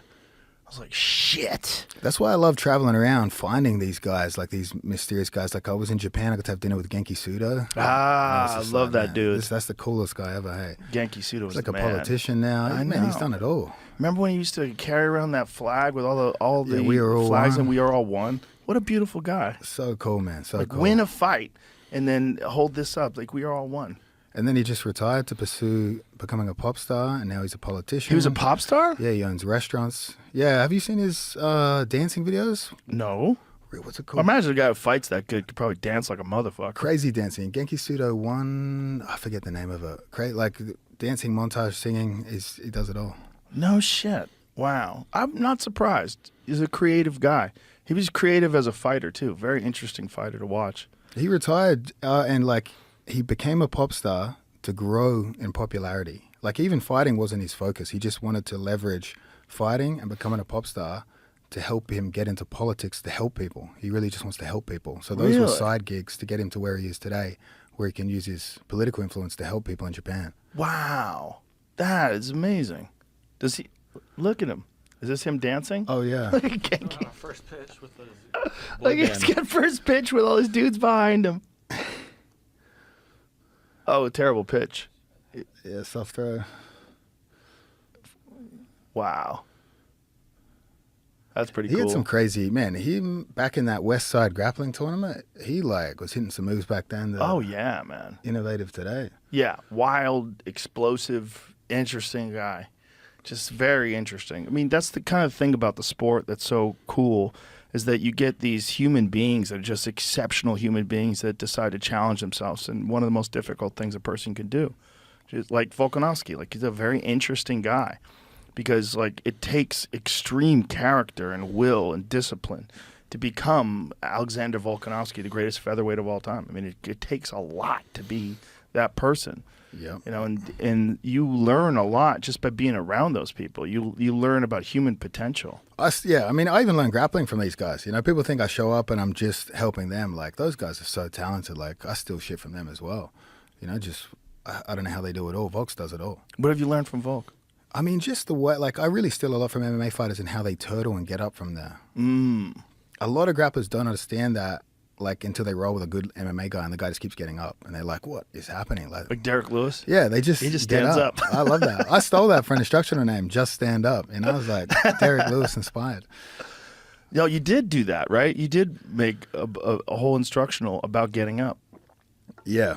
Is it It's like because some guys get just too captured with the idea of engaging and grappling and not getting up? Yeah, well, like if a guy gets his guard past, a jiu-jitsu guy will just look to get guard back. Whereas, like, sometimes it's good to expose your back and just stand up and reset. Whereas, like, a lot of jiu-jitsu guys are so scared to expose their back, they refuse to ever do it. So it's like when an MMA guy does it, they don't know how to deal with it. They're not as good at dealing with it. It's foreign to them. Interesting. Yeah, because you don't think about it. Yeah. Well, it's always like when you have new variabilities, new variables into any sort of fighting discipline. Like, oh, this is a new thing that I didn't consider. Yeah, I love that. Like, that's why I love about jiu-jitsu. Jiu-jitsu can be more complicated. MMA is a bit more simple. So it's like we can make all these instructionals in jiu-jitsu about all these weird positions like octopus guard and stuff because you can be endlessly creative, whereas in MMA the consequences are so strong, severe. Right. It's a much simpler game. Doesn't mean it's easier. There's just less things you can do. Well, that's what's interesting is that guys in MMA in general aren't as good at submissions because they have all these other disciplines to consider. It's like when I went from Taekwondo to kickboxing, one of the things that I realized, like, oh, when people are punching you in the face, there's a lot of stuff you can't do. But if people aren't punching you in the face, damn, you get good at kicking. You know, like, and so these guys who are used to getting punched in the face, there's stuff that they're just not. They don't have the dexterity, they don't have the ability to do, and I don't know if you develop that to the same extent. Like when you see guys like Wonder Boy, who started out with karate, like that guy can do stuff with his legs that the average person can't do, you know. Or Yair Rodriguez. Yeah, that's crazy. Ooh, my God, that guy. He's one of my favorite guys to watch because his fucking kicks are crazy. They just come from everywhere. Who's he fighting next? That's a good question. Did he just fight? He just fought with Ortega his last fight? I believe. Was that his last fight? Let's say pull up Yair Rodriguez. But let's just find out what Yair Rodriguez's next fight is. I don't know if they've announced it. I haven't heard anything. Yeah, it's funny when you're in when you friends with a bunch of MMA fighters. Sometimes they let you know of a fight that's not been announced. You're like, "Fuck, I better not say." Right. Better not drop the news. Get in trouble. Like. Yeah, that happens all the time. Yeah, I fuck up a few times. Does it say? Nothing booked. Was Ortega his last one? Yeah. So he lost to Ortega, and before that, Volkanovski. Volkanovski beat his ass. That was a prime Volkanovski display. Yeah, that was crazy. That man, yeah, he's just so strong. Just He's like a mauler. Outmuscled him in the clinch, and we worked on a bunch of stuff because of how dangerous Yair's guard is. Like he's got a dangerous guard, and we had to overcome the fact that like if you leave space against him, he throws elbows that cut you. Right. So it's like we had to navigate those areas, and really it was good. Like training Volks for a guy like Yair is awesome because when he's on bottom, there's like a big contingent of Mexican MMA fighters that have really dangerous guards. Diego Lopez trains there. I think he's from Manaus originally, but he trains a bunch of guys there. And just aggressive bottom game, where if you leave space, they throw elbows. And if you're close, they're trying to set up high guards and submissions. So it's like we really had to prepare for how dangerous he is there. He's one of the front runners, in my opinion. Diego, first of all, how the fuck does that guy make 145? Shredded, yeah. He's just finishing huge. everyone, hey. He's so dangerous, man. You know, who did he fight? Super Sadiq Yusuf in his last fight? He stopped him in the first round. Before that fight, I was telling everybody, I was like, I think this guy's the guy. I think he's the next guy to emerge. I wonder who he's booked against. I remember his first fight was like short notice against... Mosvar. Yeah. I thought he won. It was very close. And Mosvar is undefeated and one of the best guys in the division. But Diego's scary. It's not just that he's good, he's fucking scary. He's intense. And from everywhere, like submissions, knockouts, and his fucking stand-up is horrific. Yeah, Yair just climbed Mount Everest. Jesus Christ, Yair. That's the most recent thing I can find. Fucking relax, bro. He's not tough. It doesn't even look like he's fucking wearing anything warm. He's out bird watching. Look at he's got a fucking giant pack on, walking around rucking. That's a good way to develop some cardio, I'll tell you that. It looks fun, but I definitely want someone else to hold the bag, hey. No, that's how you get the cardio. You have to carry the bag on your back. That's the whole idea. You can't. It looks fun. What are the guys that help you up the mountain? Those guys. Yeah, the Sherpas. Yeah, but I think he's trying to get fit. I think that's the whole idea behind it. Yeah. It's interesting when a guy like that is just so good at one area, which is kicking, and very good off his back submission, but then struggles in a couple other areas. Like he's almost there. He's like right there at the tippy top, but not quite at the level of the guys that are beating him. Like remember when he lost to Frankie, came back from that and just become a much better fighter. Just people counted him out a couple times, and he like almost reinvented himself, like surprised people, you know. That happens so often. Like people counted out Max Holloway. You know, Max Holloway, the last fight with Volk dominated, and you know, and Max just said, "Hey, that was his night. He had a great night." And that is a fact of fighting too. Like sometimes a guy will clip you in the first round, and you're kind of not the same. And but if he didn't clip you, maybe you would have won. Like maybe if you like Justin Gaethje, Max Holloway, he gets caught with that jump spinning back kick to the nose at the end of the first round, shattered his nose. That's a big factor. Doesn't land that, who knows? Fight was a fucking amazing fight still. Even with that shattered nose. Crazy. I was watching that. I was in Dubai for Karate Combat, and I was watching that at the breakfast buffet with all the staff at the buffet at the hotel I was at. Everyone, we were all going crazy. I brought the laptop down, eating omelets, and I was like, this is the fucking craziest fight ever. It was the craziest fight ever. In the last 10 seconds, when Max points to the floor, a fight that he's winning, 4 rounds to 1, crazy to just call the guy out. We got to do that in jiu-jitsu, like give each other a leg. Let's fucking go. 10 seconds. I don't think that's the same. We just both get broken? Well, that's an interesting thing about like the EBI rules. How do you like those rules? The rules where when it goes to overtime, you start either on a person's back or you start from what they call spider web, which is, side control, like trying to get an arm. I mean, I like anything creative like that that's going to force people to train those different areas. But the majority of the sport, especially old school guys, don't like it. It's very difficult to get them to compete under those rules. Me, personally, I like any rule set I can beat a guy in. So I had Philippe Pena match, and the UFC Fight Pass guys were like, oh, what rule set should we do? And I was like, I think EBI is pretty good, Yeah. But I like the rule set strategically against particular opponents. But, like a guy like Kyle Bain, 10th Planet guy, one of the best overtime guys in the world. Like, if I had a match with him, I'd be like, nah, we'll just do a regular rules match, Right. So, like, it's sort of strategy-based. Right, based on the opponent's strengths. Like even Nicky Rod against Gordon, like they went to OT and it was fucking close, and it's like, that is very stressful. It's exciting, but if guys get submitted in those areas, sometimes people don't consider it real, even though it is, They're like, oh, it's an overtime victory. You didn't really submit him, but you did. Right. When Nicky grabbed that foot. Yeah, just fucking ripped it, eh? I mean, how bad is his leg fucked up still? You got to think, like, that's doing some damage. I just think, like, what was hilarious about that is, like, Gordon's meant to face Vinny Margalesh. And no disrespect to Vinny. Vinny's just at a later stage of his career, right? Vinny, when he was young, was a monster. Was incredible. And then it's like 2 days before, they flipped the script and you got Nicky Rod. And you know what I mean? And I just can picture him just getting his foot broken, being like, what the fuck am I? Right. what the fuck just happened, you know? When I watched it, I was like, Jesus Christ, that is a lot of. And Nikki is such a gorilla. It was loud. So Was it? loud. It was like, you heard the snap, eh? Sometimes, though, you get popped and it's so fast that the damage is already done. And you're just like, well, it's already injured. Let's keep going, you know? Right. But obviously some of those submissions are holding tension points, slowly breaking. But the ones that are quick, sometimes guys don't tap because it's like you didn't even have time to process it. Well, what about the one with you and Vinny where you broke his leg? That was disgusting, yeah. That still haunts me, hey. But I don't know why How he did the that. fuck did he keep going? And why did he keep going? But that's just it. You got to be careful what shit talk you say. Like, I try to be careful with what I say. I'm never going to be like, leg locks don't work. Because like, he got put in a leg lock in 20 seconds and his leg broken. It's like, now you're committed to the bit, you know? Like, Was he saying leg locks yeah, don't he's like, work? leg locks don't work. And then his just leg exploded. And I'm like... That's such a crazy thing to say. Leg locks don't work. It's because he had matches with Gary and Gordon and they got some pops on him, but he hadn't submitted. So maybe they laid the groundwork for me, but I think it spiral fracture of his fibula, his God. ankle, yeah, disturbing. Oh, that was where I was like, bro, I wouldn't let that happen for $1 million. I don't know how much Chael Sonnen's paying you, but it must be more than me. I just think it's his pride, just didn't want to tap.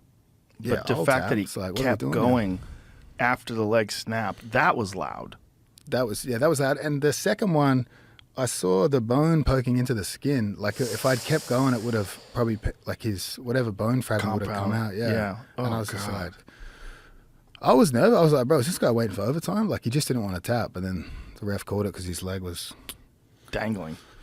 I did the first heel hook, and then the second one I baited him where I pretended like I was going for his other leg, so he gave me the bad one again.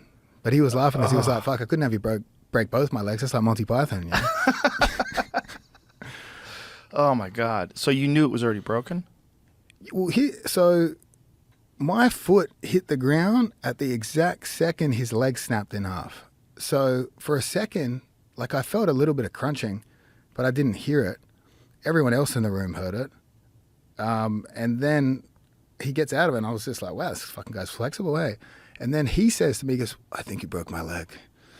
Oh, no. He said it in the middle of the match? Yeah, we start talking, and I'm just like, what is happening here, right? How strange. And I was like, well, you want to keep going? All right. And he I ended up back with the same leg. Oh, God. And there was just no resistance. His ankle just did a full, it just kept going. See if you can find that, Jamie. It's It's horrible. That was the most disturbing jiu-jitsu match I've ever watched. Yeah, I just couldn't understand. Like, I was just like, bro, why are you making me do this? Yeah, You know? Vinny, please tap. You're giving me trauma. I remember watching it like with this look on my face, like, don't fucking. I just felt bad for him because he's a fucking good guy. And I was just like, man, did you not tap because you said leg locks don't work? Were you like committed to it? It was quick, though. It was a quick break. Doesn't he still have a plate in there? Honestly, I don't know. But he came back and competed against Mason Fowler like maybe 4 or 5 months later. That's crazy. And it's just like, you're getting some mileage on the body there, bro. Like, Yeah. Is it worth it? I mean, That's better great. than the tibia, I guess. The fibula, I cracked my fibula before.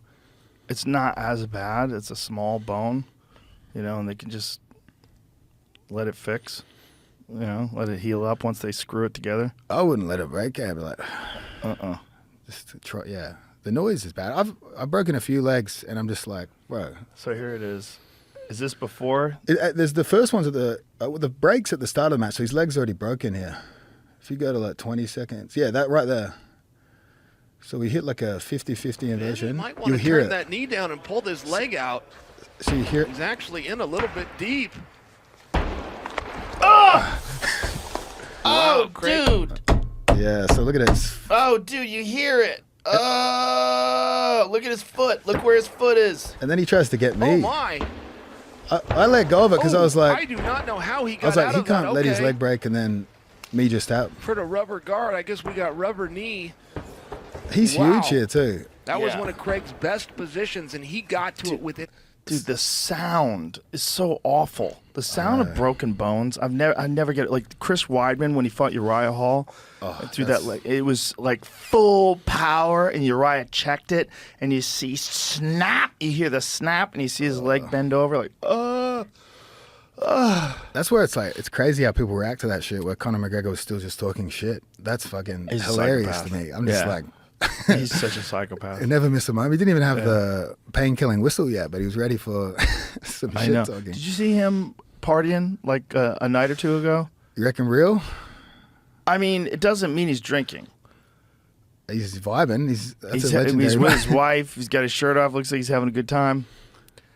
I mean, it looked like he wasn't sober, but he could just be a fucking maniac. It's mind games, though, maybe. It could you know be what I that. mean? Like, yeah. that's what I did with Lovato. I kept talking about how I was partying all the time, and I was. But I was like, maybe it's going to mess with... You know what I mean? Like, Right. how can you test So him? here's Connor, and he's kissing his wife. He's throwing... He took his shirt off. He's getting crazy. But, I mean, he could just be enthusiastic. It doesn't... I don't know. It looks a little fucked up. Listen, I saw Roadhouse. He ain't that good actor. You know? Shane Gillis has an amazing bit about Roadhouse. You have to see it. Oh, really? It's so fucking funny. He's a legend, eh? I want to get him involved in this. I want to get some comedians commentating, just shit-talking the grappling world, you know? Oh, Really that's funny. fucking hilarious. We'd have to get guys who know some grappling. Joey Diaz. Joey Diaz would be amazing. Surprise interviews on people. Think it'd be fucking... Oh, he would be amazing. Well, he wouldn't do interviews, I don't think. He wouldn't be good at that, but he'd be good at like commentary. Get Just him in the booth. confusing, yeah. Just get him talking shit. Yeah. I'll Fucking get- people's names up. I'll get him to corner me against Gabby. He might do it. He might do it. He might do it. You never know. I Alex- cornered Hegan in Abu Dhabi Oh, you in did? 2003. He didn't have anybody with him. Oh, He really? said, Joe Rogan. He said, you take just tell me when the time. Because, like, Hegan, had been training that much. Wasn't in the best of shape. Just let me know what time. Just yelling out what the time is. Yeah, that's what I say sometimes. If I don't have I'm just like, just let me know the time. Yeah. Let me know if you think I'm burning too much gas or I'm too relaxed. I'm like, that's the key here. Right. Having Joey Diaz in your corner would be fucking hysterical. Alex Jones If wanted you to have- do it, but I'm like, I don't think that's a tough guy to get involved with a charity. Yeah, Our foundation, with my business partner Seth, our foundation's called the Fair Fight Foundation, and I'm just like, it's probably not good to start it with fighting a woman, but it's a bold move. Well, it's a fair fight, though. She's so big. I mean, she might outweigh you by, what do you walk around at? 205. She got a few pounds on me for sure. At least 40. Last night we were video calling each other, and we were both taking Anavar. And I was like, I popped a 50 and she popped a 25. I was like, you need more than that to beat me, you pussy, you know? I took some screenshots. Hey, I don't know if I'll release it. That's hilarious. I should hilarious. talk her to get the contract signed, you know? You should have Joey Diaz do commentary for that fight. He That says- would be the perfect fight for him to do commentary for. Yeah, just commentate. Yeah, because Joey does jiu-jitsu. He knows a little bit. He definitely knows positions, and he talks so much shit. He's just so hilarious. I'm going to take it serious, but I am going to come out in a white tank top smoking a cigarette, probably, you know? I'll put it on the corner of the mat and see if I can finish her before it finishes, you know? Wow. Yeah, well, having something like that would definitely be an added element of fun. Some fun. The tournament's serious. Obviously, you guys are going to be killing each other, and then a bit of entertainment, you know? A bit of a battle of the sexes, I guess you could say. Definitely that. Sort of. A battle of the enhanced sexes. Yeah, who's more enhanced though? Yeah, she is. Yeah, for sure. I got to know her stack. I wish what I wanted to do was run an event where we drug tested, but it was anonymous. And just for my own personal enjoyment, I Just get to find see, out I want to see what the levels who are. took the most of anything, you know? Right. See if there's any halo testing in there or something. It would be fun to see, like, because jiu-jitsu is an open steroid-using event. Have you heard of the enhanced games? Oh, yeah, I was reading about that. I'm having those guys on. So the enhanced games is this, they're going to allow all the athletes to take performance-enhancing drugs. And the idea is, like, we should have athletes perform to the best way. I mean, I'm putting words in their mouth, but that's scientifically possible. And the best way scientifically possible is like here's for instance, like this Ryan Garcia fight. You know, Ryan Garcia, he beats Devin Haney, spectacular fashion, looks amazing, pops for Ostarine. Very low doses of Ostarine, which are not going to affect him in terms of performance-enhancing ability during the fight itself. I don't know how he took it or what he took it. I know people have gotten Ostarine accident, like Sugar Sean O'Malley got it through tainted supplements. They proved it. It's more than once that's happened. Yoel? Yeah, he happened. sued. So Yoel he won, sued yeah. and won. Yeah, which is, if you would think anybody would not be fucking natural, it's that guy. How does he still look like he does? Insane. The Cuban fucking athlete program. That's how. He's grappling. He's taking a grappling match in Britain against a grappler, Owen Livesey. So we'll see him have a grappling match. Owen's a beast. That's very interesting. Who do you think takes it? That's a good question. It's a very good question. I mean, I think Yoel was one of the very best Cuban wrestlers ever. I mean, he's a fucking tank. Yeah, silver medal at the Olympics. Adam Saitiev beat him, right? Yeah. Yeah, I mean, he's a monster, man. And physically, he's just such an imposing force. Like Luke Rockhold said that it hurt, and Robert Whitaker said the same thing. He said it hurts when you hit him. It's like he's made out of metal. Probably hurts when he kisses you as well. After he knocks you out? Yeah. That was rough. That's a rough way to go. That was, well, Luke likes to talk shit, and you talk shit to that guy. I love you. He did the salsa dancing for the press conference. That was the best too, picking women out of the crowd. You wouldn't want him to take your misses. You'd be like, fucking sit back down. I know, exactly. That guy's such a fucking animal. I mean, I really wish he'd gotten into MMA earlier in his career. It would have been amazing to see, because I think when he entered the UFC, he was in his late 30s. Yeah, he's 46. up there now. He's 46 now. That's crazy. And he still looks amazing. That's Randy Couture. Yeah, but like he doesn't look 46. Like Randy looked like a strong 46-year-old. I need that Cuban stack. Yeah, his stack is not. I mean, I've told this story before for people that have heard it. I'm sorry, but one of the things that happened to Yoel when he got injured, he fought in the UFC, and then they brought him to a doctor. He had an orbital fracture and some other issues. They brought him to the doctor, and the doctor said to the UFC, he said, "Where did you get this guy?" And he's like, "Yeah, he's amazing, right?" He goes, "No, you don't understand." He goes, "I've never seen a human being like this before. The tendons in his eyes are 3 times larger than a normal person's." He said his orbital bone is already healing. So this guy's a freak. How do I get to that level? I think you got to be born in Cuba, and then they start messing around. Those shitty convicts genetics from Australia. Well, I just wonder what they do in Cuba for their athletes. Do you know what I'm saying? I mean, without casting any aspersions in terms of performance-enhancing supplements. There's only one way to find out. Yeah, go there. Ask them. I don't know. I don't know what they did. But, I mean, the guy's like Wolverine. But he's also a genetic specimen. I mean, there's only so much you could do with steroids. I mean, that guy. I know. I've tried. There's no but you don't even lift weights, which is so crazy. You're taking steroids without lifting weights. I mean, from time to time, just no good lifting program. A few pull-ups here and there. Yeah, but that's just not. I don't think steroids are gonna. Well, they're gonna help you recover and train.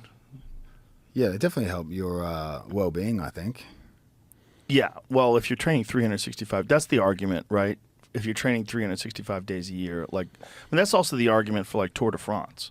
I've heard it argued from people that really are experts that you're actually healthier to take steroids and performance-enhancing drugs to do Tour de France than you are without it, because your body just can't recover without it. It's just so grueling. It's such a brutal race. There's a reason why so many of them are blood doping. So many of them are taking EPO and testosterone. I always wanted to try EPO. I actually some people criticize me for saying I take steroids in jiu-jitsu, but the way I look at it is the kids, the next generation, they're going to take it anyway. I at least want to put out my exact stack, and I just want to send it out as almost it's like drugs. Just say no doesn't work. It's like I want to let them know I'm taking a safe amount of the doctor's guidance, and that it's not a mystery where they're thinking I have to pump 1 gram a week and all this stuff to compete at a high level. So it's like a middle ground. Obviously you get criticized for it, but it's like the other option is they don't know what a high-level athlete's taking, and they fucking ruin their body taking crazy dosages. Well, it would be interesting, what would jiu-jitsu look like if steroids weren't legal? I mean, one of the things we found out when USADA came into the UFC, even though there was previous drug testing, it was really only during the weigh-ins, which is kind of just an intelligence test. That's all it is. When you look at Alistair Overeem versus Brock Lesnar, the idea that either one of those motherfuckers is clean is crazy talk. That's crazy talk, especially Alistair. I mean, Alistair he fought 205 when he fought, back when he fought Chuck Liddell at 205, and then look at him at 265. He gained 60 pounds, and he looks like a fucking superhero. Overeem, Like those days, like when he won the K1 Grand Prix and when he beat knocked out Brock Lesnar. Pat Hari and stuff. Oh my God! I love it when they said the old days was an intelligence test because many guys still failed that intelligence test. Well, you know what it is? You know how it is. Like you're in gyms, you have gym bros that are coaching you. They don't really know what the fuck they're talking about, but they say a lot of good big words. Yeah, and you go, oh, this guy knows how to pass a test. And you rely on these meatheads to try to pass the test. You need a Victor Conte on the line, hey. Well, there's people that have those people. I'm sure there's people. I'm just guessing, just throwing it out there. But I don't think everyone's clean. I think there's probably some really there's so much money involved in MMA now. There's probably some really sophisticated scientists that are working with elite athletes, and they're developing protocols that are either undetectable or they have a short-lasting, which is probably why USADA wakes you up at 6 o'clock in the morning. You know, the idea is like to catch you while it's still in your system. If you have short-acting stuff that's like a test propionate or something, like the water-based. Yeah. Like, weren't they doing that in baseball? They were taking, like, testosterone gummies. And the idea is that they metabolize so quickly, that you get the effect of them, but then they're out of your system by the time you get tested. I tried those. Tasted like shit, you know? Well, I don't know if they did anything, but... I mean, it's a fucking gummy with testosterone in it. How could it taste good? Yeah, throw it under the tongue. What does it taste like? Just bad, hey. Like chemical? Yeah, like it sits there a while. I remember I was trying to get legal steroids in Australia when I was coming up, and I just couldn't do it. My doctor gave me the testosterone gummies. I was like, fuck this shit. It's like, I felt like it wouldn't work. In Australia, what are the laws like? I mean, here, I think any GP can prescribe testosterone. In Australia, you have to be like an endocrinologist. They added a layer to it, and it's hard to see an endocrinologist that's going to give testosterone to a young, healthy dude, you know? Right. Guys back there would do all sorts of crazy shit. Like, they not sleep for a couple of days. They beat off a bunch of times, try and crash the levels, go get the blood check. Doctor's like, oh, your test is low. Yeah. Well, another thing, the problem with the test being low, this is what they found with when they did it. They had testosterone use exemptions in the UFC for a brief amount of time, a few years. And those are the Vitor Belfort years. You know, and the problem is, when a guy's done steroids his whole life, his endocrine system is fucked up already. So you go in there and they test your testosterone levels, and you're like, wow, your levels are super low. Like, you need testosterone. Like, thank you. But the reason why they're low is because you've been on steroids your whole life. Yeah, your body doesn't make it anymore. Yeah. I mean, you go look at Vitor from the early days. Like, Vitor in UFC 12, when he fought Scott Ferozzo and Trey Telligman, he weighed like 200 pounds.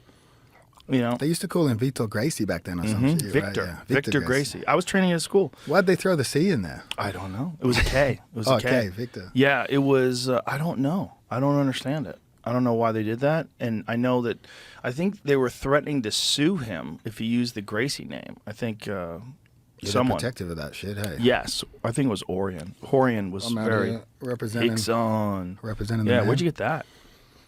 Some brand sent it to me. I like it though. Hey, it's a dope shirt. I should remember the name. He was the fucking man, huh? What's its name? The shirt company? I feel bad for him. Oh. Fuck it, people find it. Is it on the back anywhere? Probably. A little label? Don't say anything. Just see a tag. Labelless. What does it say on the bottom? Was it there? Is that the name? What do we got? What does the bottom say there? Oh, it just says Hicks and Gracie.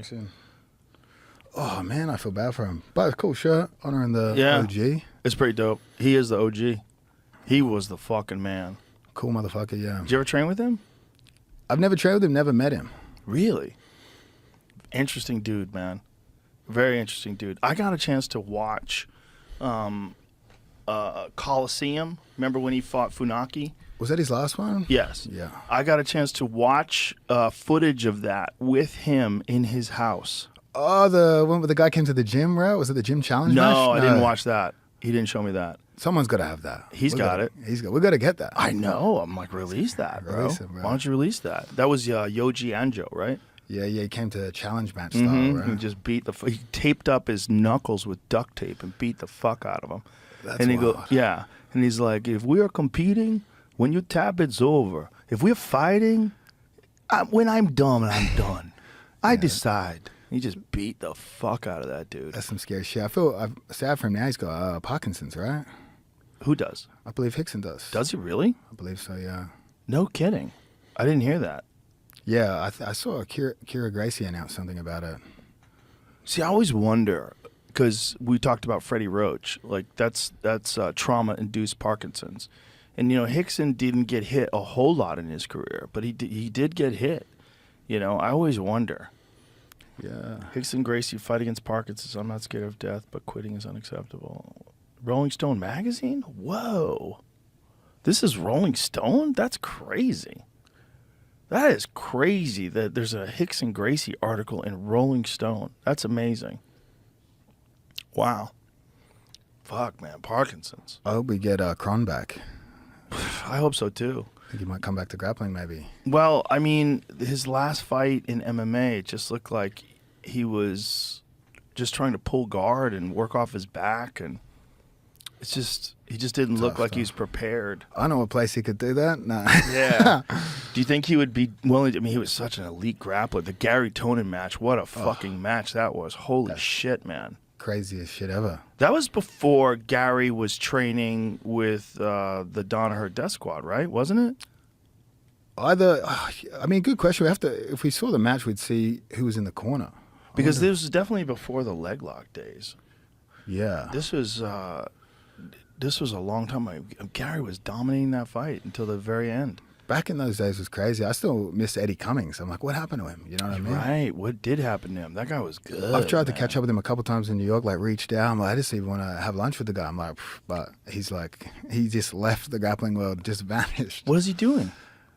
No, I don't think anyone knows. He came back. I saw you in a couple of videos. He came back to Henzo's and trained a couple times, but I think he doesn't like any media attention, and like it circled around on Instagram and he just vanished again. Really?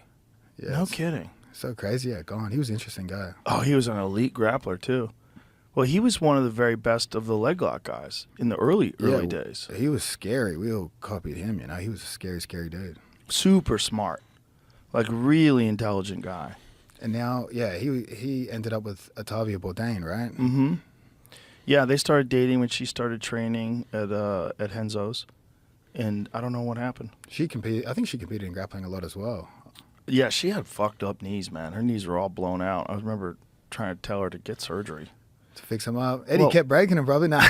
I don't know, but drilling. I think she had at least one with no ACL. Where That's crazy, yeah.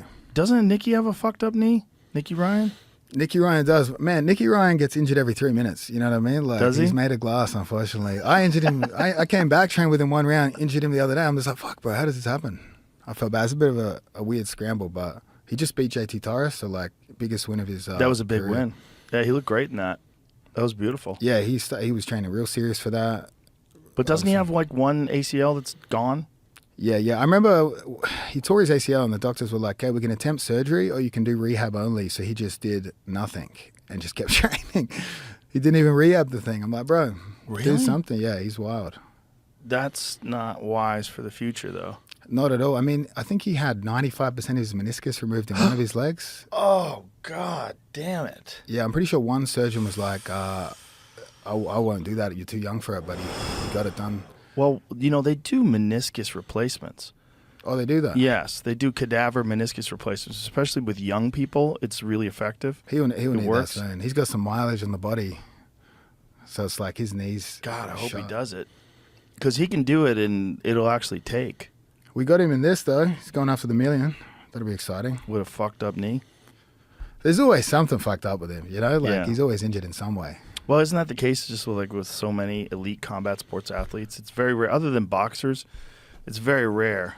There's a story going around about this NBA player who got a meniscus from a donor. Yeah. Does that mean it's a cadaver? Or, yes. Because they don't say cadaver at all in this. No, that's what they mean. They mean a donor. Yeah, no one's going to give you their fucking meniscus. For the right price, maybe. Cadaver. It's a cadaver donor. And like I said, it's effective. It's possible.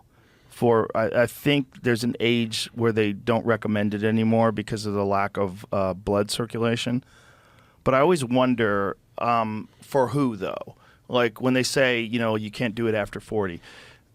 But for who? Like for the regular person who is a 40-year-old who doesn't work out and is not like physically fit? Or if you did that to say someone like Stipe Miocic, like could he get a meniscus replacement when he's, constantly training? And but how much does your age affect blood flow to that area? Like what is the factor? It doesn't make sense. If you still have like a great VO2 max, you're still very fit and you're super healthy, you train all the time, you obviously have great circulation. Like, I don't understand why at a certain age they wouldn't recommend it. I wonder if it's based on averages. Like, you take the average 50-year-old guy and you give it to him and his knee's still fucked up because his body didn't heal properly. But like with peptides, with all the things that are available today and stem cells, I wonder. Yeah, there's got to be some things you can do to stack the deck in your favor for that, for sure. So once you remove your meniscus, I have a meniscus was scoped in my left knee, and it's always going to be fucked up. There's always like something. Yeah, it's just grinding, right? Well, it's not all of mine is gone. It's only in a corner. But I suffered what's called a insufficiency fracture, where you're because there's no meniscus. I crashed skiing and I cracked my bones together so hard that it cracked the top of my shin bone. Skiing scares me. Skiing is snowboarding's dangerous. All that was my last time skiing. I got a concussion. I fucking banged my head off the ground real hard. Oh my God. I was skiing around this corner and this lady didn't know what she was doing, and she's like, "Rrr." That'd be me. And it was, well, you learn, but she was on, a fairly difficult trail, and I'm not a great skier, but I have good balance. I'm okay. I know how to do it. But I was like, either I hit this lady and fucking kill her, or I have to fall down. And so I chose falling down, and I fucking banged my head so hard. Like, as my head banged, I'm like, oh, that one counts. I was like, that's a real one. I should have hit her, right? No, it would have been bad. It would have been bad because she wasn't very large, and I wasn't going slow. I want to see her on the It would have slopes. been, yeah, bro. That's like a bowling ball, just fucking flying down the hill. I mean, all that weight, the momentum of all that weight. I imagine when you're really big, like my kids ski, and they ski so easy because they're light. Like, wee. But the heavier you are, like, the more fucking momentum is coming down. Lots of knee injuries skiing, Oh, snowboarding, my God. right?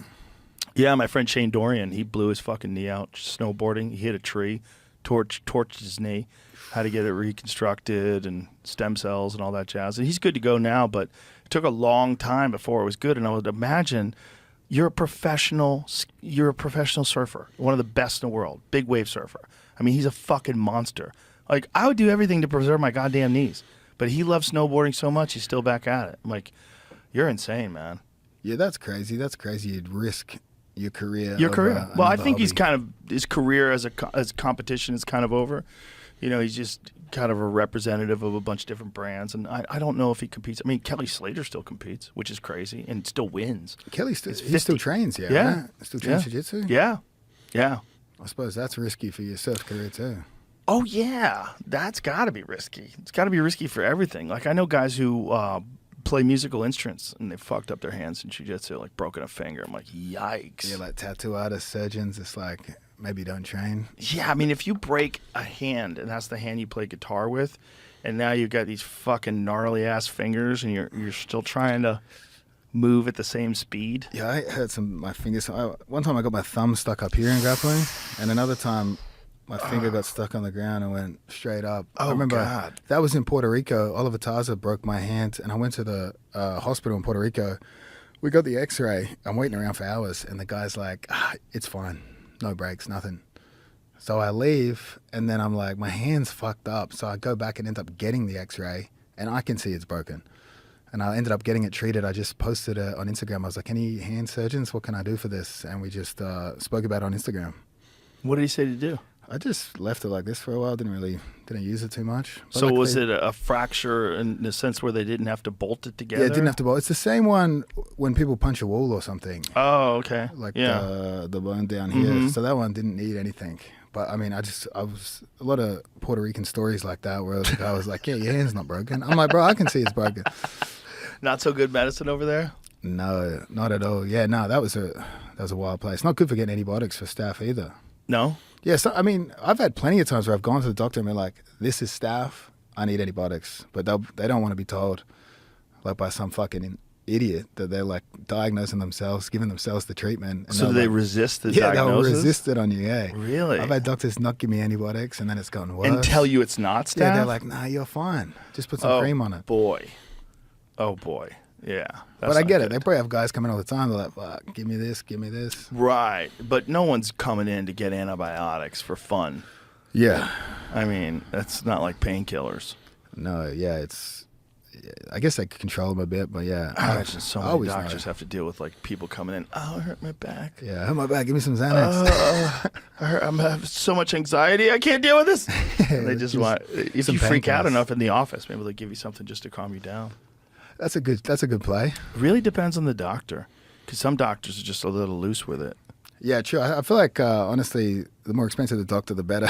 The better your chances. Oh yeah. Getting what you want. Oh yeah. I would imagine they probably have some sort of fucking deal too. Like, my wife's mom was a nurse, and she would explain to me how the whole pharmaceutical rep thing worked. And Brigham from Wastewell, yeah. he used to be a pharmaceutical rep. He's like, bro, like the relationship they have with doctors is like, it's so slippery. To get them to prescribe. Yeah, it's so slippery because, even if they're not paying you, and they do pay people, but even if they're not, like, this is your friend. They show up at, Brigham was like, I would show up at their kids' softball games. I knew everybody's name.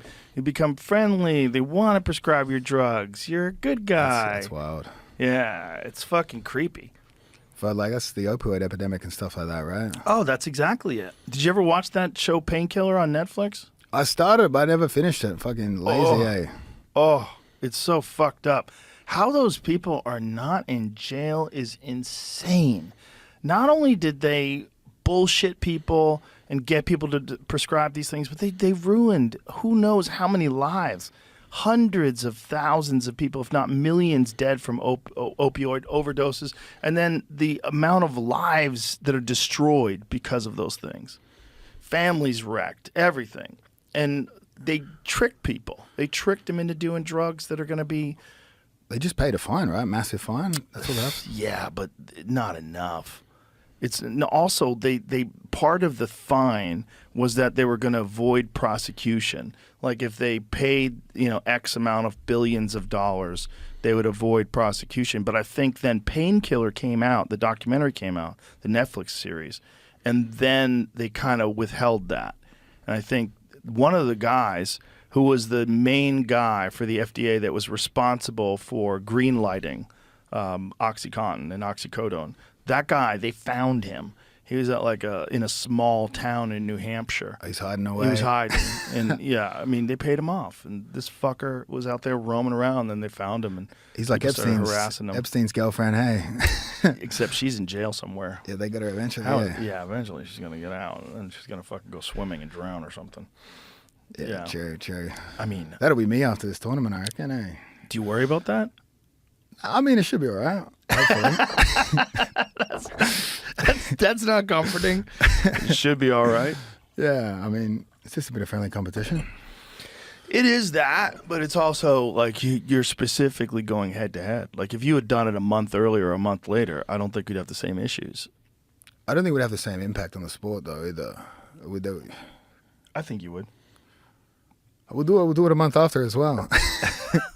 Well, I'll call up my buddy, bro. We need another million, brother. We're going again.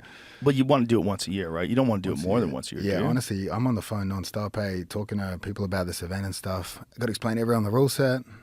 You know, and becoming a promoter, I mean, do you have to hire a staff now? Do you have to hire all these people to run the thing? I mean, I'm the ideas guy, you know. My business partner, Seth Below, I'm like, he's doing all the coordination and stuff. But me, I'm just talking to the athletes, coming up with the rules, sort of. So he does all the coordination, like hiring the staff, making sure the event is well run. Because I would imagine if you've never run an event before, like that's obviously you can't call Abu Dhabi and ask for tips. You can make. You can call Eddie. I should. You can call Eddie Bravo. And Yeah, I ask him for spoke to tips. Eddie. He loves it. That's like a He's very excited about it. Little hat tip to him with the name as well. Yeah. I think having something where there's more money involved is always good. It's just like the timing of it. It's like when to do it. If you'd asked me, I would have said, They still got to watch the finals, you know? well, yeah, true. They still got to watch finals. They They'll see the get to super watch the fight. finals, but you won't have the same people competing because if they're going to compete on Friday and Saturday, that precludes them from being able to compete in Abu Dhabi. Well, I mean, yeah, for sure. Do you want the gold medal in 10K or the million, though? That's Right. That's the argument. That is the argument, right? And it's certainly, look, competition is almost always good.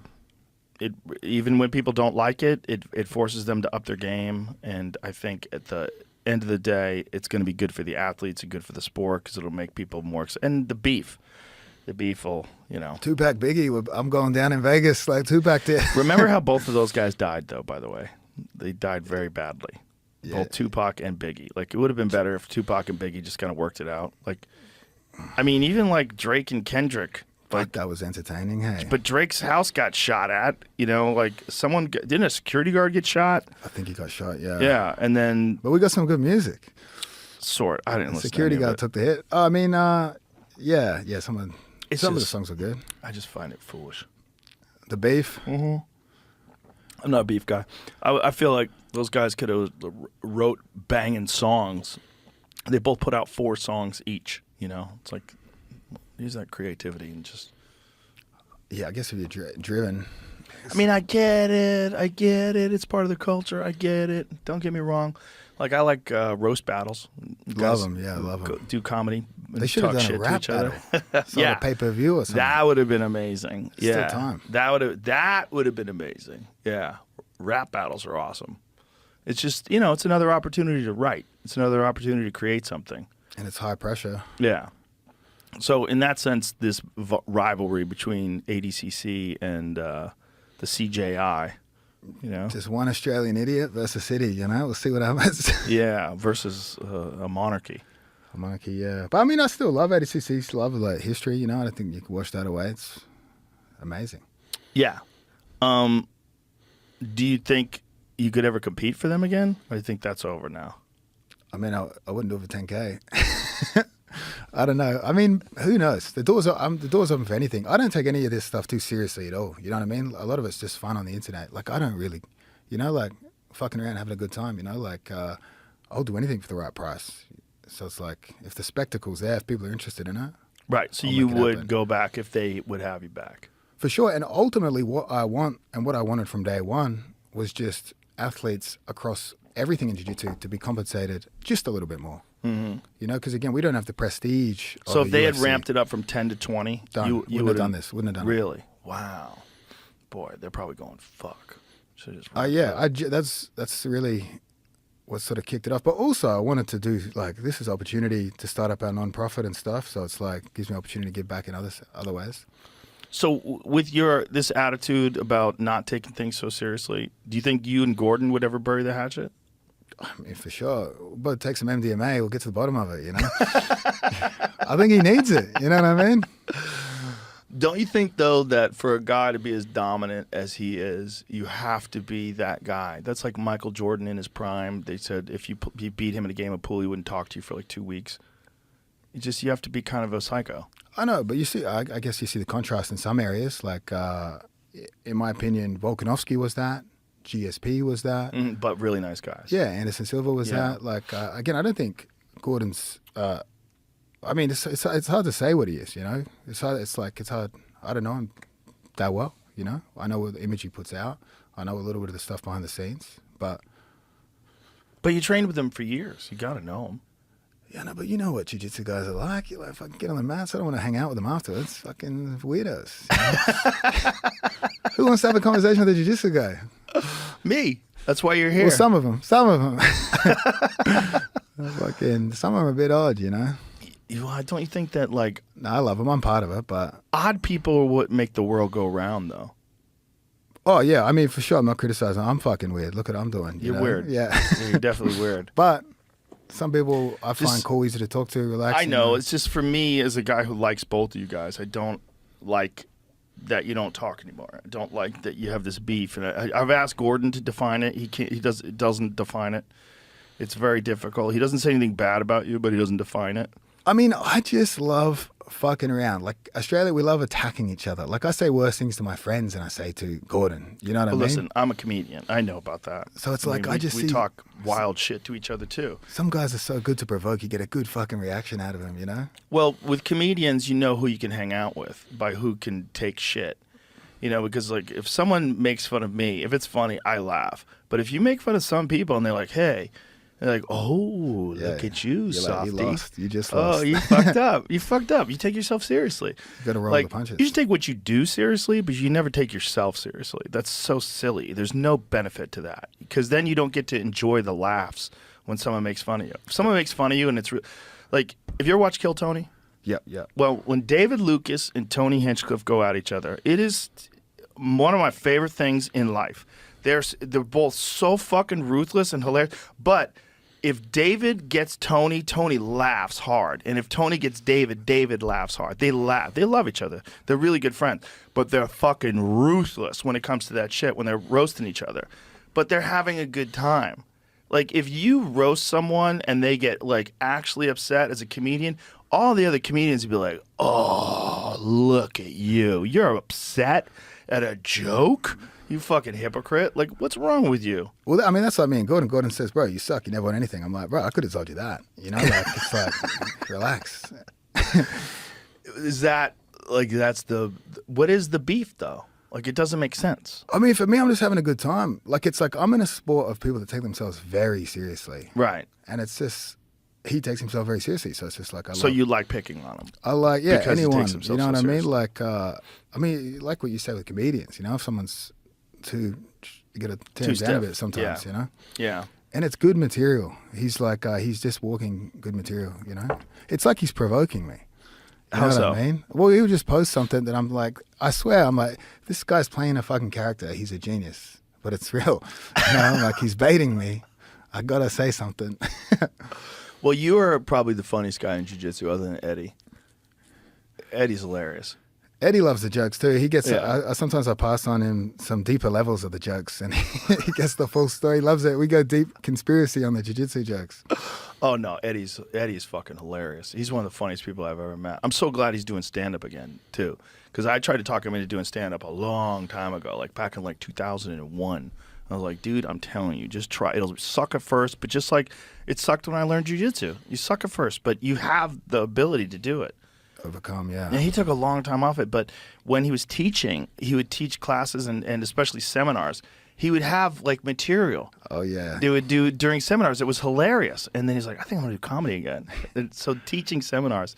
That's got what him I back do. to doing stand-up. I'll say the same joke, and then I'll look over and I'll be like, fuck, that guy was at another seminar. I said the same thing. I'm like, he knows.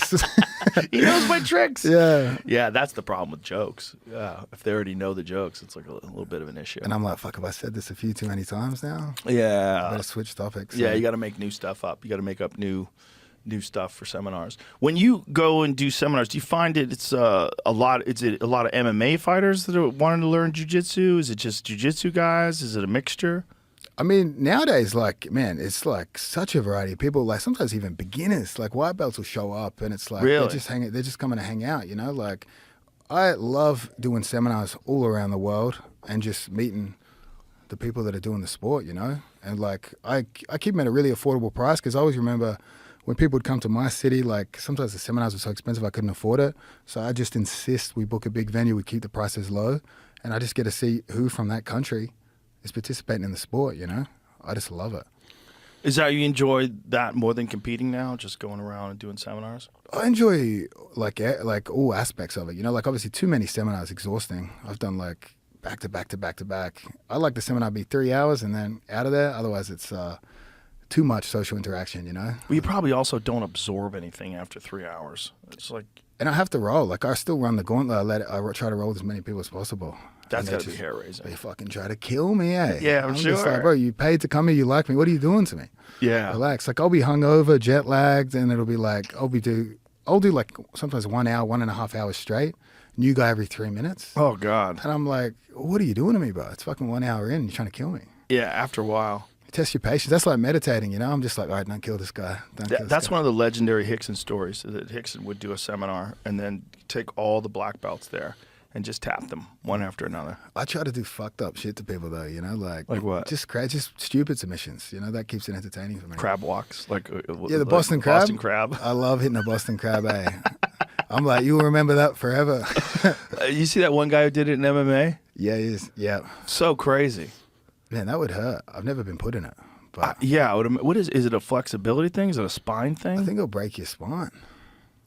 Yeah. I do it to people from mount, though. I give them mount, and then I put my toes in the armpits, take them over the top, Boston Crabber. That's the fun at the seminar, is just hitting fucked up shit on people in front of their friends. I think that's the most enjoyable thing. So yeah, here's the dude who did it in MMA. How did he set it up? Jesus. He just climbed over the top and got his legs. The other guy looks like he's fighting for his life, but nothing's Yeah. happening. Well, the other guy looks a little out of shape, too. He's just a little noogies to the face. It's like he's already ready for it. It almost looks fake, eh? I don't think it's fake. I think it's just a low-level MMA show. Wow. That's crazy. Fuck, that guy would never hear the end of that, eh? I remember a guy I used to train with, he actually sponsors me, and he had an MMA fight, and he won for 3 rounds. And a minute to go, I think 30 seconds to go, he crossed his leg from back, and the guy full-locked him. And I fucking remind him of it to this day. It's been years. That is a crazy submission. That hurts, you know? Oh, it hurts like hell, but you got to imagine, like, if you're winning the fight. I don't think I've ever seen an MMA fight where someone tapped to that. I'll send it to you. But guys do it. Guys do it. Even Hickson did it. When Hickson submitted Funaki, he's crossed his legs. He guess he just rather have the squeeze, and if the guy threatens it, he'll let it go. Yeah. Sometimes I think it's about being relaxed. It's like if you're doing this, they can catch it really tight. But if your ankles are relaxed, sometimes they slip off the top. Right. I think relaxing in those positions sometimes helps. Well, also being hyper aware of when the guy lifts his leg up to try to lock it. But yeah, I've had it done to me before. It's fucking horrible. People try to do that to me at seminars. Like they'll try and play around and then catch me with some shit. I'm just like, fucking relax, Craig. Fucking. Yeah, you have to always be aware, right? Because you're dealing with people trying to get a reputation. They try to break my legs, everything. Have you ever tapped at seminars? Yeah, I tapped, but I'll give them a couple more so they don't believe it, you know? Their friends will believe they get me once, but not 3 times, you know? What do you mean? Like if a blue belt taps me at a seminar, 1 time, maybe people believe. So you let them tap you a couple Give them a times? couple more, you know? Oh, so you throw in a few fake that taps? fucks the story for them. I tapped Craig Jones 3 times. Yeah, once, maybe. And they're 3. like, wait a minute, I tapped you. How the fuck you tapping Craig Jones? That doesn't even make sense. Take the story away from them. What have you ever tapped to at a seminar? Actually, I had a seminar at Keenan's gym, and a guy got me into North-South. But I tap at seminars from time to time because I fuck around. I'll give him mount, give him my back, Right. give him my armbar. And then I'm always like, guys, I'm going to give you positions, but like, fuck, if you get it, I'll tap. Like, Yeah. relax.